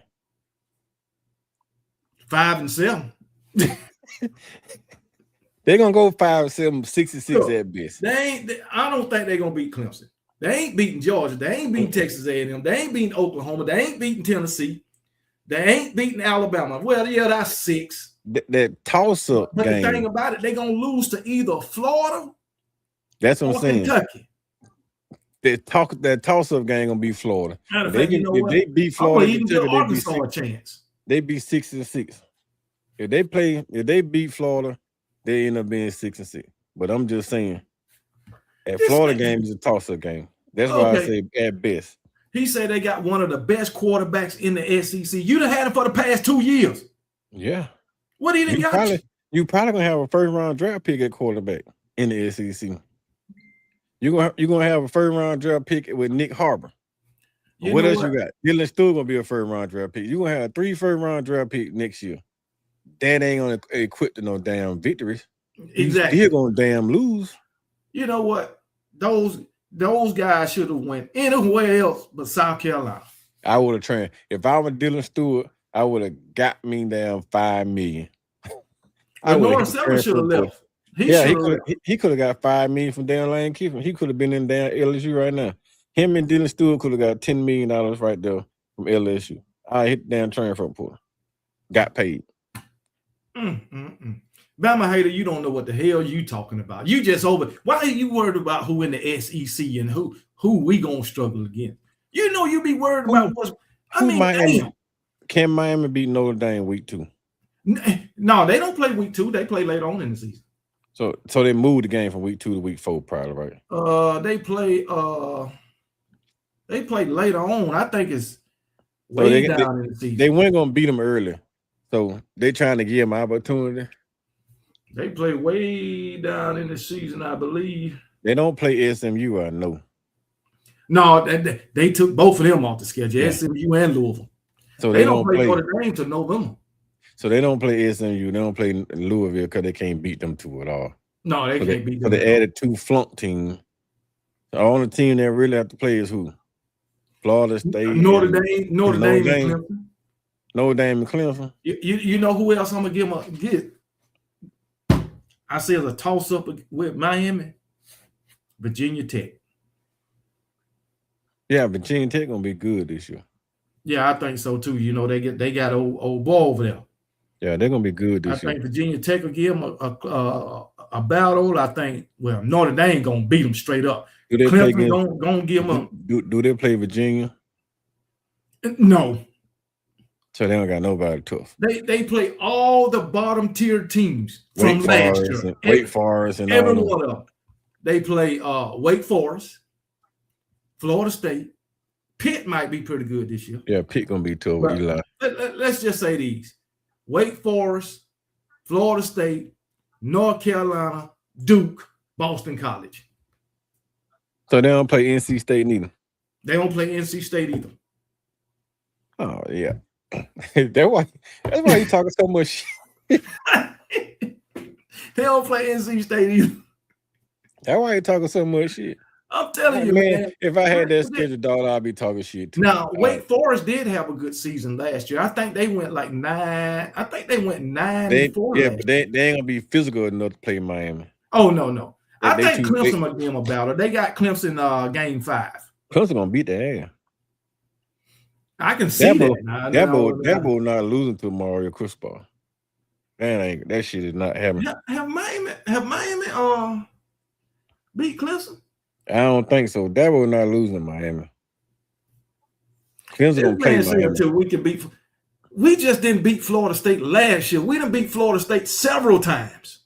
Every time we play them, we beat them. Every time. What are you talking about? Bobby Brown beat Nick Saban one time. That's it. What is this guy talking about? Come on, dog. Get your facts straight. Until y'all can beat SMU, then shut the fuck up talking to me. Matter of fact, until y'all beat SMU, get the fuck out my chat. I can tell you this. Alabama done beat Florida State. But you can't tell me that y'all to beat SMU ever. They can't beat SMU. That's why they don't. That's why they took them off the schedule. They can't beat Louisville. That's why you took them off the schedule. You struck against NC State. That's why they ain't on the schedule. Man, come on, man. Fuck out here. No Virginia. He said that he talking about we finished in the middle of the pack of the SEC last year. No, we didn't. We actually finished second in the SEC. We finished second in the SEC. Yeah. Behind Georgia. Second SEC.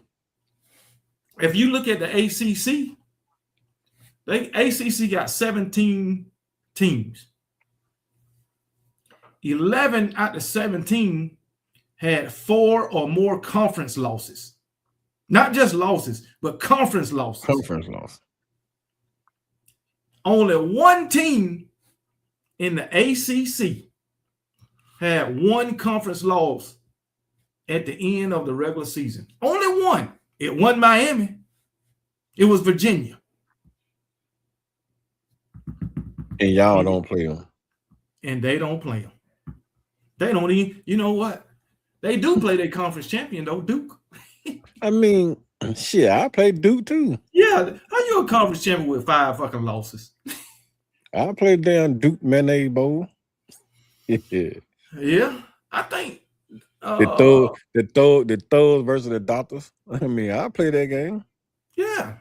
Pitt went 8-5 last season. Pitt gonna get their ass to hell now. I don't know, man. They beat the shit out of Pitt last year, 38-7. Yeah, but shit, they don't have Baines and Mesidor no more. Right. So them two guys they terrorized Pitt, but them two guys been gone. So that defensive line, that whole defensive line has been disintegrated anyway. So what Miami gonna be on defense? Nobody knows because you don't have those two guys or You know that big what? nose tackle anymore. I'm gonna say they beat. I'm gonna say Miami going to the ACC championship game. I'm Miami gonna say they'll make it to the ACC championship game. with that weak ass schedule, they should. Yes, But they probably won't. but I'm gonna tell you, they're gonna go to the ACC championship game and they're gonna face Georgia Tech, and Georgia Tech gonna beat that ass. Oh, for sure. They're not beating Georgia Tech. That was gonna happen. That fuck the part about it, you can get your ass beat twice, back to back by Mendoza.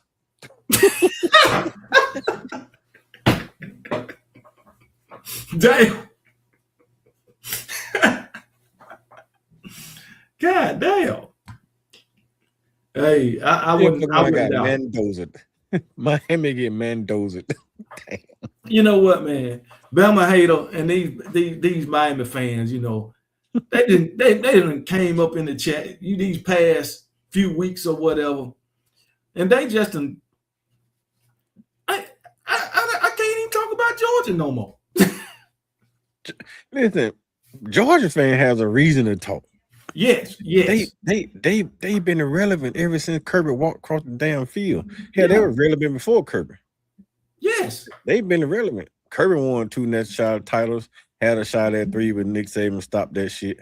They could have had a 4th one after that, but then they ended up slipping. You know, they took a stumble, got beat. Kirby relevant. Miami made it to a championship game once. You had a home game. Indiana had more fans in the stands than you did outside. And so what that tell you? They didn't even Miami fans. They don't even believe in your ass. Miami people don't even believe in Miami. Not only they don't went to one national championship game, they ain't been to the playoff but one time. One time. And if Duke Mayonnaise having to beat Virginia, ass don't make the playoff. Exactly. If the world wasn't mad at Notre Dame, your ass don't make the playoff. Only way you made the playoff because the whole world was mad at Notre Dame because they won't play a hard schedule. Yeah, and then they try to sit here and say we didn't deserve to be in the playoff after we lost to Georgia, a postseason game, a game that they can't seem to make it to. The league had already said it that they was not penalizing the SEC loser. So you want to be upset? Shit, yes. Tell your damn administration join the SEC. Lead a weak conference and come to the big leagues. See how you survive the big leagues. If y'all are that team, tell Clemson, tell Miami, come on across. See how y'all survive. We know Dabo gonna make it, but do we know Miami? You know what? Mike Norvell in Florida State got more heart than Miami. Shit, yeah. Florida State tried to lead the conference. Yeah. To go to Big Ten or the SEC. Miami ain't gonna lead the ACC. He tried, but when nobody come with him. You know they ain't coming. you know what? Miami trying to start the Big East back up so they can keep that shit easy. The big least. The big easy. But Georgia Tech can come on back. Oh yeah, Georgia Tech, man. We'll love to have Georgia Tech, but you know they used to be SEC anyway. We'll love to have Tech, but you know, I don't think Tech got the money right now. So I wouldn't mind having Clemson over there. Oh yeah, I love to have Clemson. I swear. Clemson and Florida State. I would take Clemson, Florida State, or I'd take Miami because we know Miami gonna stink up the joint. Like Miami transfer over here, they'd be damn Vandy for years. They'd be the dumpster fire of the SEC for years, and everybody walk over. According to them, oh man, we can keep all the South Florida players. Come on, man. Yeah, shit. They don't keep South Florida players now, and they playing an easy ass schedule. They still leave Miami. But, hey, like I said, how many of them played 4 and 5 stars didn't get on the field? How many of them 4 and 5 stars from South Florida didn't get on the field? More than what got on the field. I can tell you that right now. We done missed Alabama, Georgia, LSU, Tennessee. They done missed a lot on Florida kids. That's why you start seeing coaches only recruiting certain kids out of Florida. They ain't going for that whole Florida damn landscape like they used to. Now you see coaches going into Georgia because they're not missing a lot with Georgia guys. You're not missing a lot of Mississippi at all. If you get a Mississippi kid, shit, you damn near hit every single time. Yeah, them big strong Louisiana kids are hitting right now. Georgia kids are more popular than Florida kids right now. You don't miss a lot coming out of Texas. Hey, matter of fact, I had a question, man. You'd have been to some of Alabama spring practices, and think you went to a couple of them, didn't you? Mm-hmm. What was you seeing out of this Alabama offensive line, and I think we're gonna say newly constructed defensive front, the trench guys? Yeah. I think the offensive line better. Honestly, they smaller. I think they're more agile. They can move faster. They're not really pushing many pounds, but you can see they're more physical. Like you can tell that they are physical in the front this year than they was last year. They actually employing physicality right now. So you see them, they hit the 5-man sled, they hit it hard. I mean, they driving 5-man sled 10 yards at a time. They drive 10, go back next 5 up, boom, drive 10, next 5 up, drive 10, then they rotate back around. Like they driving 10 and 10 and 10 and 10 and 10. Like they getting more physical. They still do a whole lot of finesse stuff, a little finesse stuff to me, all that pin and pulling type stuff. I mean, it's okay, but they do a little too much pin and pulling for me. I like down blocking. Just go ahead and crash down on anybody, sweep their ass out the way, and then you just run up the back end of somebody, make the linebacker and the safety make a decision. If it's safety come down, fill outside lane, linebacker down, you make his ass stay inside. So you can be one-on-one with a smaller safety as a running back. 9 times out of 10, big bats gonna beat the safety. But if you're doing all this pin and pulling, guard pull comes over here, first man pulled around, you trying to kick the damn defense in and out, and then you let the next guy pull, go up and try to take care of the safety and running back, make a block. Running back, make the linebacker miss. So they do a lot of that. They do a little too much of that for me. All this pulling. But they are physical. Like even on the pulls, when you see them come around, those guards come around, they pulling. They not just pulling looking for small guys. They head hunting. Like they hunt linebackers when they come around. They ain't looking for corners. They looking for linebackers when they come around. They pushing corners like they just hand shoving corners in their eyes and looking for the linebackers. So I love that part. Defensive wise, not so safe. Like I said, the 2 guys I love, I mentioned Jeremiah Bean, London Simmons. Those guys are dogs on the inside. You don't see a whole lot of Yonzay because you can't afford to get him hurt. And Justin Hill's a toss-up. He's getting bigger, he's getting stronger, getting faster. But I just don't know if he's all the way there. And that's the guy that Freddie and those guys are really pushing to be that next dude. But I don't know if he's really there. So some of the transfer guys plays a little bit better than him, a little bit more physical than him. But I think if he learns it, figure out his keys, jump from 4 or 5 to 7 to 9, he'll be unstoppable. But he try to stay more on the outside shoulder and 5 tick. He don't really want to get outside of 5. And he might not be strong enough to play 4-eye or play a 4 tick. So I don't know. That can be an issue, man. But outside that, I love the offensive line. I can tell you no lie. They are aggressive. It's just on Ryan Grove. If Ryan Grove can consistently call a 50-50 game or 60-40 game, offense is going to be good. But if he get more 70-30 like he been, or 80-20, offense is going to struggle.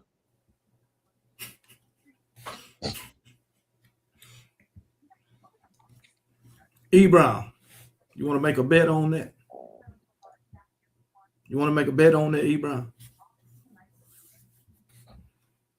Who the hell is E. Brown? Right, he a Miami fan. Oh, I'll take it. I'll take a $500 bet on that right now. I'll match it. Your turn to speak, E. Brown. But anyway, Projected starters for Alabama on the defensive side of the ball. They got defensive end Jeremiah Latham. He coming off a neck injury. Coming off a neck, but you got transfer Devin Tompkins behind him. Yeah. So, and then you got Henry Fatua behind him, or Fatua Henry, whatever his damn name. Yeah, Fatua Henry. Then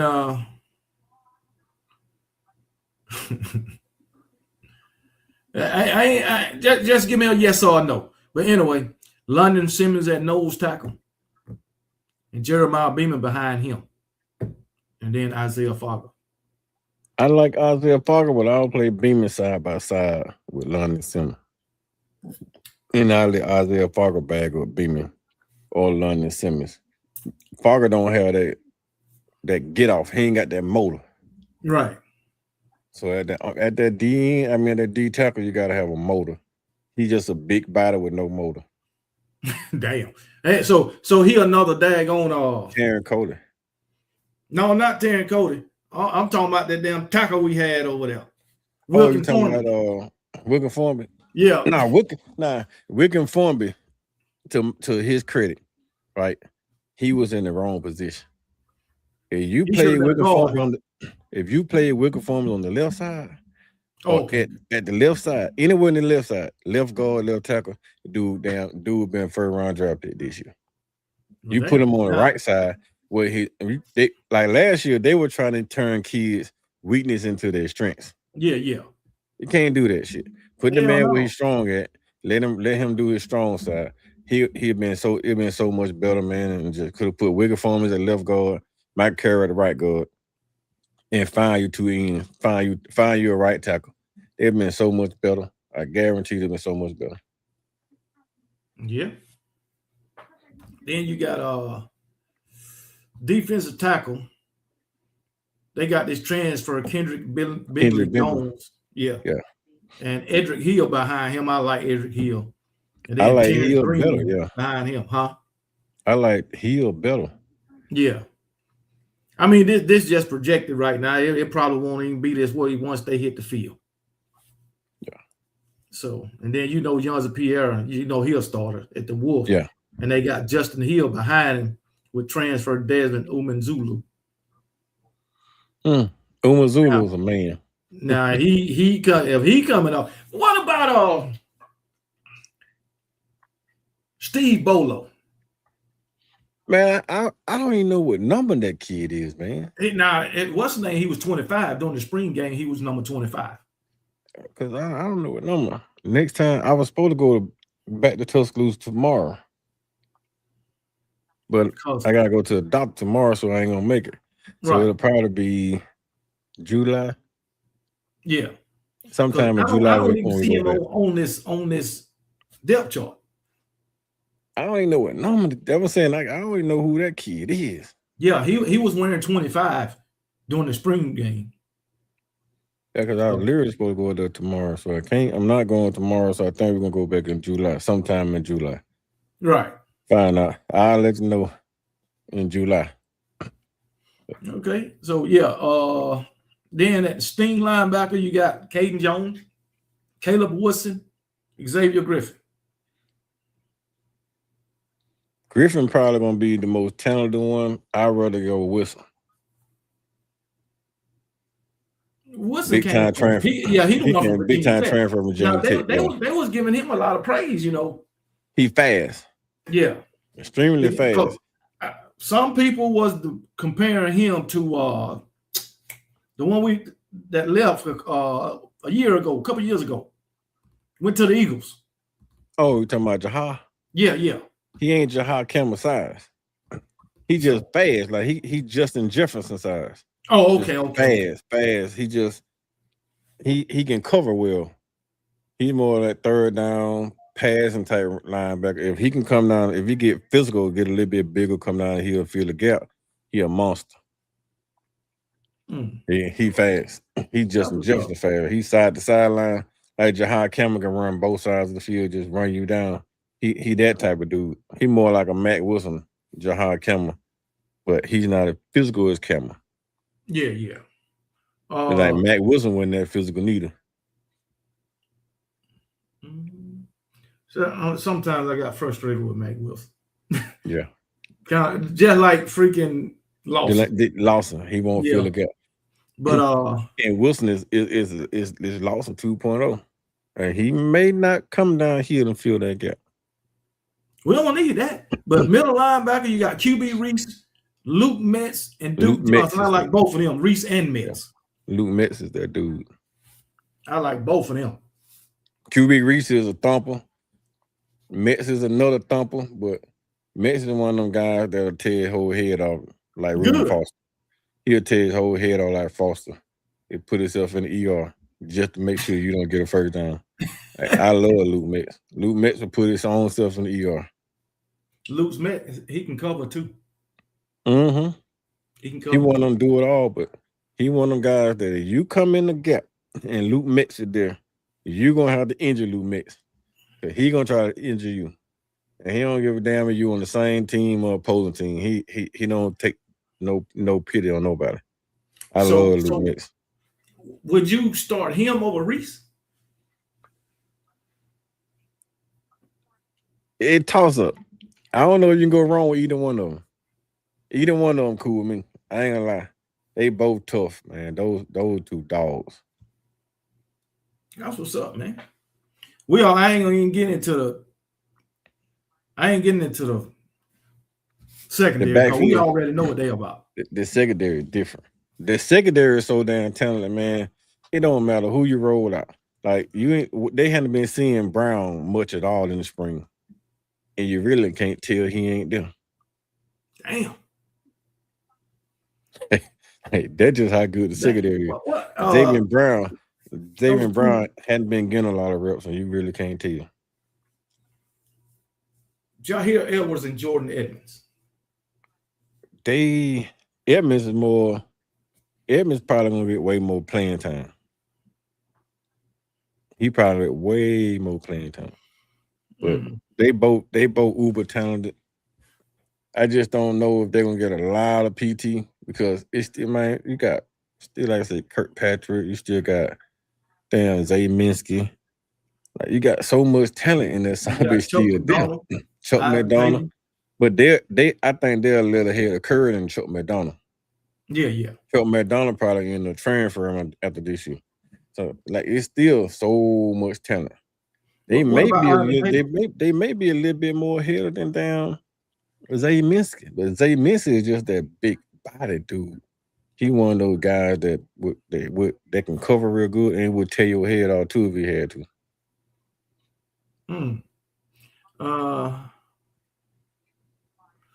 We talked about recruiting. We ain't worried about recruiting right now. Look, man, it's 2026. I ain't worried about 2027 right now. We got to get through 2026. Don't worry about recruiting. But we talked about recruiting. We talked about we want fit. We don't give a damn about a 4 or 5 star. We want who fits. Yeah, you get the fit over the force. A lot of folk mad at Courtney Morgan because he want to go out there and pay a guy $5 or $6 million. No, man. If you come to me right now, KB, and you a recruit, you a father recruit, and I'm Alabama, and you come up to me and first thing come out your mouth is I want $3 million. I'm gonna tell you, stay in South Carolina, sir. and guess what? That's what Courtney Morgan doing. And you know, I was talking to me. E. Brown came on the show last week. He called in, and I was telling about paying these guys. We were talking about paying these guys, and these guys transferring. They get these NIL deals, and then they leave or whatever. Like he says, it's good to shop their talent around. But my thing is, shop your talent around before you sign with a team, or you sign that NIL contract or whatever. And then, and the guys, they get this NIL deal, and then another team come and say, hey, they paying you $2 million, I'll pay you $4 million. These guys pack their damn bag. E. Brown say he don't have a problem with that. It's capitalism.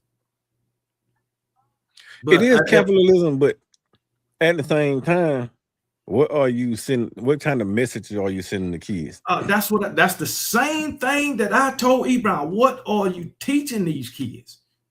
that when you go you down here do and that. agree to a contract, and then somebody offer you more money, you can opt out of the contract. That's what I told him. What happened once you get that $4 million, right?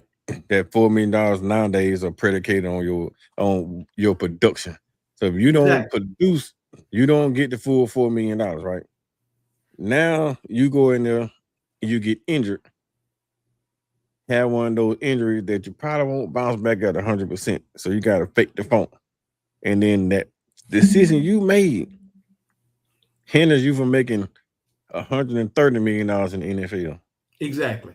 Nick Harden, appreciate the 499 Nick Harden telling we don't care about stars who want players who want to play for Bama. You damn right. Appreciate you, Nick Harden, for the 499. It's not even about, I don't even care about players that want to play for Alabama. I want players that want to play football. Yeah. Stacey Goldall says she want to talk to E. Brown. E. Brown, Stacey Goldall about to get in your ass. But just like Tony B said, when E. Brown was talking, he don't mind players, leaving this program to go to that program because they getting a bigger contract when they sign this contract, whatever. Like Tony B said, you got a guy working on your house, and your neighbor come over and they say, I like, your work. How much is KB paying you? Oh, he paying me $3,000. Well, I'll pay you $6,000 to stop working on his house and come over here on mine. And then now you gotta find another contract. Would E. Brown like that if that something like that happened to him? Hell no. Guess what? This guy done shopped his talent. He done shopped his talent around. You know what I'm saying? And got a better deal, right? And got a better deal. Now he gonna quit working on E. Brown house to go over here. Exactly. He wouldn't like that shit. My thing, this is number one thing I don't like about the NIL spectrum. These kids jumping from deal to deal because the agents are charging so much damn money. Yeah. So if agent hitting you for 25-30%, and then you get $1 million here, 25-30%, you ain't giving $700,000. Now you got to pay your taxes, so you probably won't give a $500.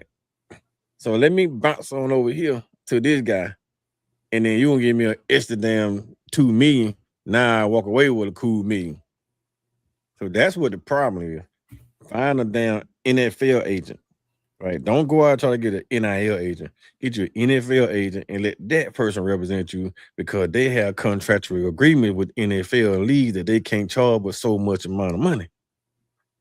If you jump out here trying to get one of these bootleg NIL guys, they're going to cut your whole head off, and then you lose all your damn money in taxes and late fees.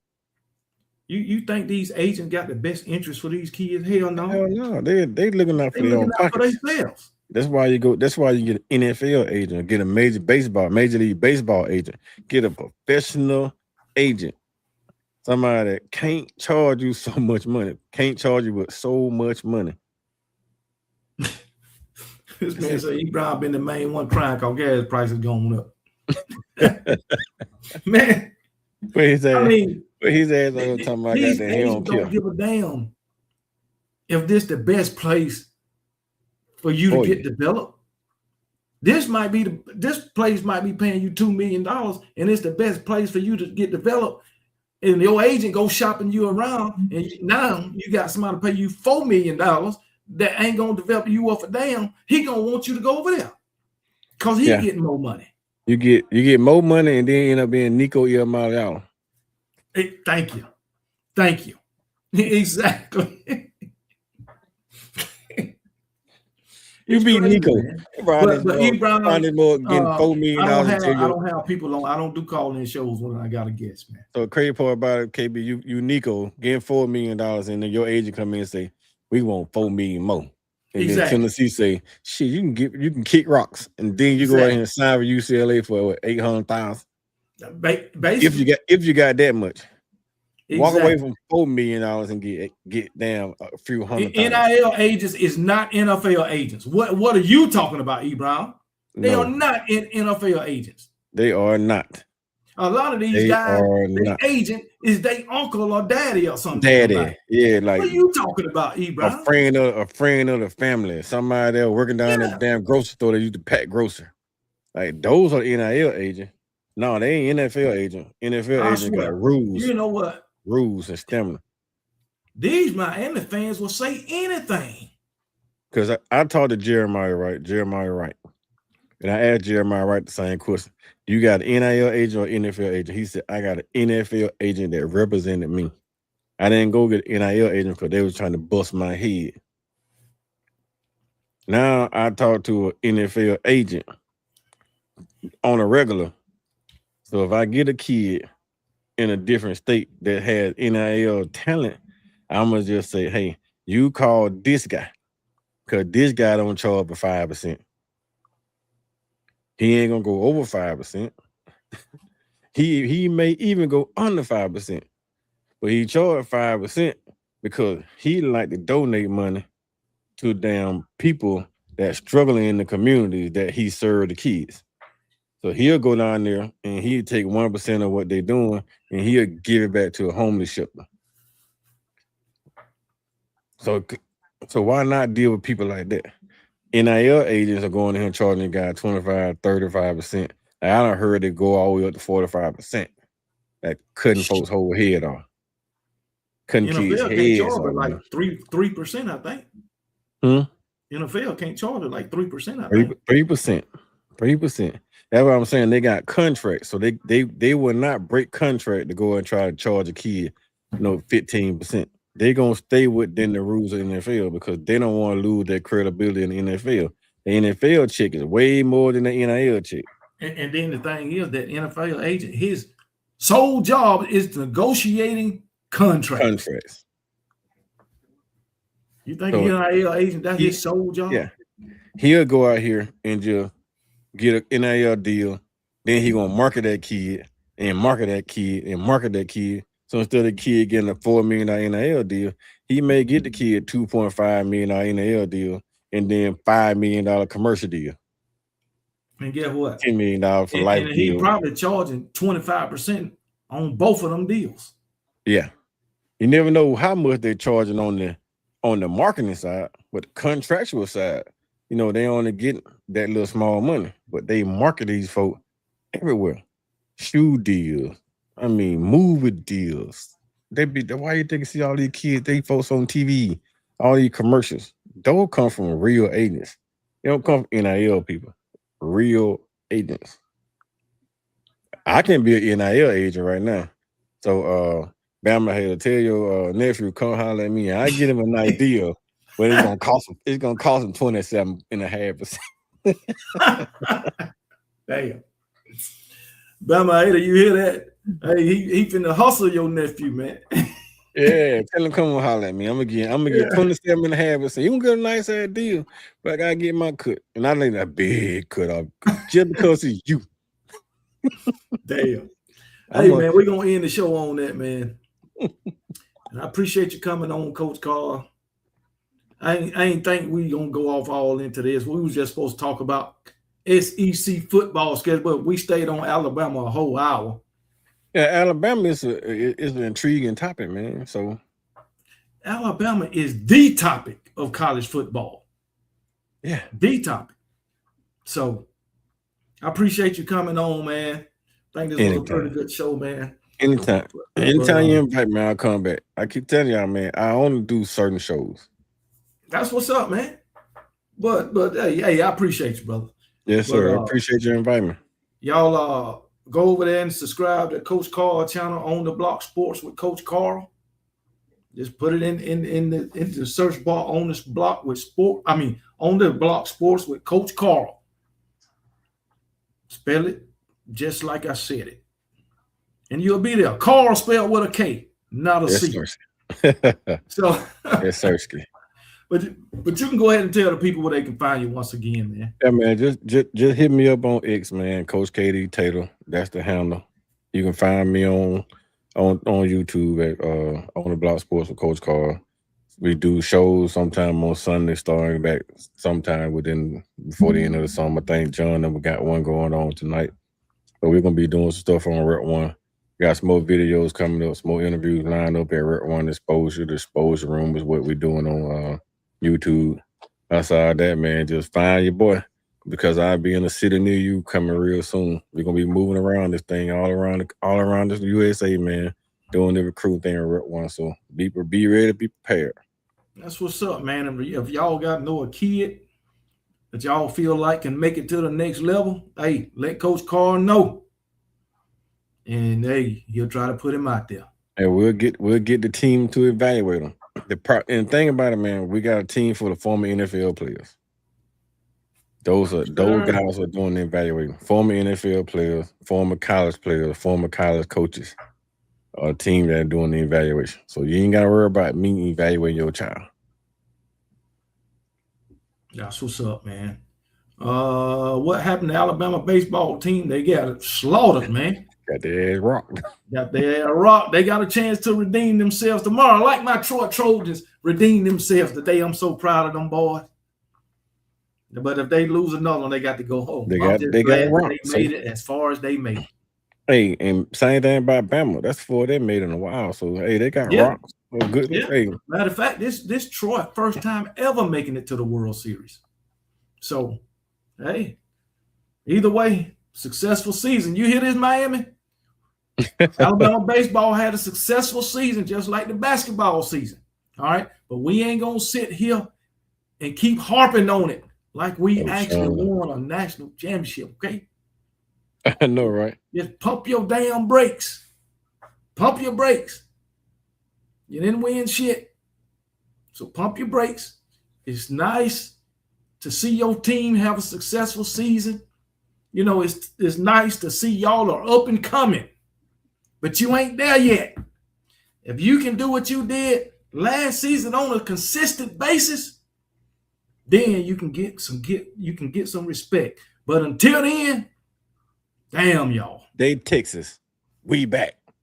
Yeah, they Texas. Yeah. They Texas. They Texas. We back. Every damn year we back and can't get no damn. Texas went to the playoffs. Ain't been back. Oh, they done went twice. Can't do shit in that bit. Oh, they ain't do shit not one damn time. But hey, it's all good. What's up, Coach Sean? What's going on, Coach Sean? Roll Tide, brother. Glad to see you over here, man. Glad to see you over here. Yes, sir. Yes, sir. We about to get off of here, man. And I gotta go in there, man. I done got hungry, man. And I gotta go over here now. I gotta go over here now. They picked up one of my kids, so I gotta go to jail. To the what? I go to the detention center. They picked up one of my kids. So. Oh, Lord, have mercy, man. I head down to the detention center. Always something, man. But hey, let me let you go, man. Go take care of your kid, man. And hey, not mine, no. When I one of your. Yeah. Okay. I was say that's what happened when I got the phone call earlier.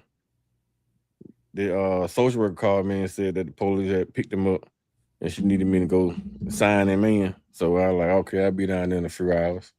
I ain't in no hurry. Yeah. That's what's up, man. Man, I'll tell you this story before I go. When we was in SLC, that's military school, SLC. And you know how you meet buddies over there or whatever, but a short time you there. So we went, we used to go to the club or whatever. So they went to the club that night. I ain't go. I went later, but they went first. So I guess I left about an hour and a half later. I drove myself and I left early. But before I left, I told one of my buddies, hey, you're going to have to go the back way because they doing checks coming in the front gate. And he was drunk as hell. So they was doing, like when you're going, they weren't doing checks, but coming back the post, they was doing checks and they were still out there when I came back. So I got checked, I went in, whatever. So I guess I left probably around 11 o'clock. I'm asleep by 2 o'clock in the morning, phone ringing. He like, hey, first son. Like, hello? I know who I'm talking to now, but he like, hey, first son. I'm like, what's up, man? He like, hey, first son, I need you to come pick me up. I'm like, you know who you talking to? He like, yeah, I know who I'm talking to. I just thought he was drunk. Man, I hung the fucking phone up. 5 minutes later, he called back. Hey, first son. I'm I'm like, what you want, man? He like, I need you to come pick me up, man. I said, okay, where you at? He gave me an address. He didn't tell me where it was. He just gave me an address. So I leave. I go to the fucking address where he told me to come. It's a fucking house. It's like 3 in the morning. I ain't going in. I ain't even go to the door. I'm blowing the horn and shit. Nobody come out. I go back to the damn hotel. Soon as I get back, he called again. He called you again. I'm like, he's like, I thought you were coming to get me. I said, I just left the address you sent me. You didn't come outside. I was blowing my horn. I'm like, where you at, man? You're like, I'm at the police station.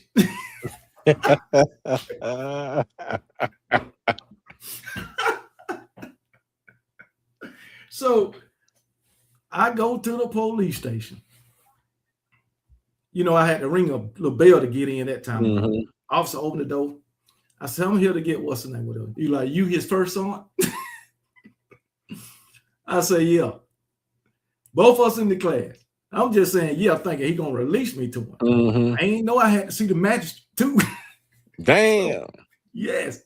So he in a cell and I'm just waiting. I had to wait about 15 minutes for the magistrate. They brought him out. They asked him his address. He gave him his address from back home. He in school. Both of us in school. They asked me my address. I couldn't tell them Missouri because I'm supposed to be his first son. First son, right? Right. So I gave him the first part of my address that was in Missouri. And then I said, wherever Fort Lee is, whatever the name of that little town, whatever. I said that town, but I ain't getting no zip code because I ain't no shit. You know the zip code. Yeah. She was like, what's your zip code? And she just called off like 3 zip codes. And I just said the last one she said. And they released him to me and shit. That motherfucker, I don't know if he had to go to court or whatever, but I got him away from that damn police station. And they never find out about it. The class, you know, if the first son would have had to go get him of the school, of the class, he would have been out of there. That motherfucker probably would have got, you know, I know he'd have got kicked out of school, but I don't know if he'd have got kicked out the army because nowadays, or when I was getting out, you get a DUI, they automatically kick you out. So, man, I think back on that shit, man. I said I risked my career for that motherfucker. If I had to do that shit all over again, I wouldn't have did that shit. No, I was like, shit, no, motherfucker. I'm in NCO school just like this motherfucker. But yeah, man. But no, Fort Lee is on what it is. It's right north of Richmond. What's that? It's about 30. It's Prince George. Prince George, ain't it? From Richmond. Yes, in the Prince George area. It's another little town. I forgot the small town it is, but it's like I think it's Prince George. I know it's Prince George County. Yeah. So yeah, man. That motherfucker, man. That motherfucker, you will get drunk off his ass. Shit, as we all do. Like that's in the military. Yeah, what I mean, that's what we do. Get drunk as a motherfucker. Mm-hmm. But man, I don't want to tell that little story. We about to get the hell on out of here and let you go pick up your kid, man. I ain't going to pick him up, go sign that motherfucker in. He's sign done. Him? Oh yeah, I got to sign him in because he's a juvenile. Oh, okay. Yeah. He done it. Man, all right, man. Like I say, he pulled a gun on his mama, so. Oh, that's the wrong answer. Yeah, that's the wrong answer there. Yeah, he done. He need to be choked out or something. Nah, we're gonna give him what he want. He been trying to get down there for a long time, so they're gonna give him those 6, 9, 12, however much the judge feel like she gonna give his ass Tuesday. Yeah. That's what's up. That's what's up there, man. Man, putting a gun on your mama, that shit crazy. Yeah, that's tough, man. 12 years old. Yeah. But all right, man. 10-4, man. Y'all be safe out there. All right, brother. Hey, I'll holler at you, man. I'll probably give you a call tomorrow. All right, man. Appreciate the invite, bro. All right, man. Appreciate it. Yes, sir. All right. All right, everybody, that's the show for tonight, man. And hey, we'll be back once again on Wednesday night. Chop it up. But until then, hey, y'all have a good work week, man. Y'all stay blessed and stay safe out there. And hey, we can't wait till the season get here. I tell you that right now. But as I always say, y'all be blessed.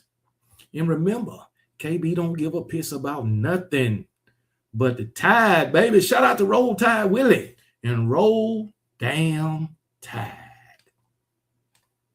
Don't give a piss, don't give a piss, don't give a piss about nothing but the Tide, nothing but the Tide, nothing but the Tide, nothing but the Tide. Don't give a piss, don't give a piss, don't give a piss, don't give a piss about nothing but the Tide, nothing but the Tide, nothing but the Tide, nothing but the Tide. Big Bama, big pride, big legacy. Rama Jamma, yeah, they doubting, gotta let them see. You come to Brian Denny, you ain't ready, where you better be. Roll Tide, Willie screaming at you, that's a guarantee. And he don't give a piss, blitz, Bama blitz. Pressure on your QB, bout to make him throw a bit. Hold up, that A is not Atlanta, that A for Alabama. And if you rep that Tide, gonna stand up. Yeah. Don't give a piss, don't give a piss, don't give a piss, don't give a piss about nothing but the Tide, nothing but the Tide, nothing but the Tide, nothing but the Tide. Don't give a piss,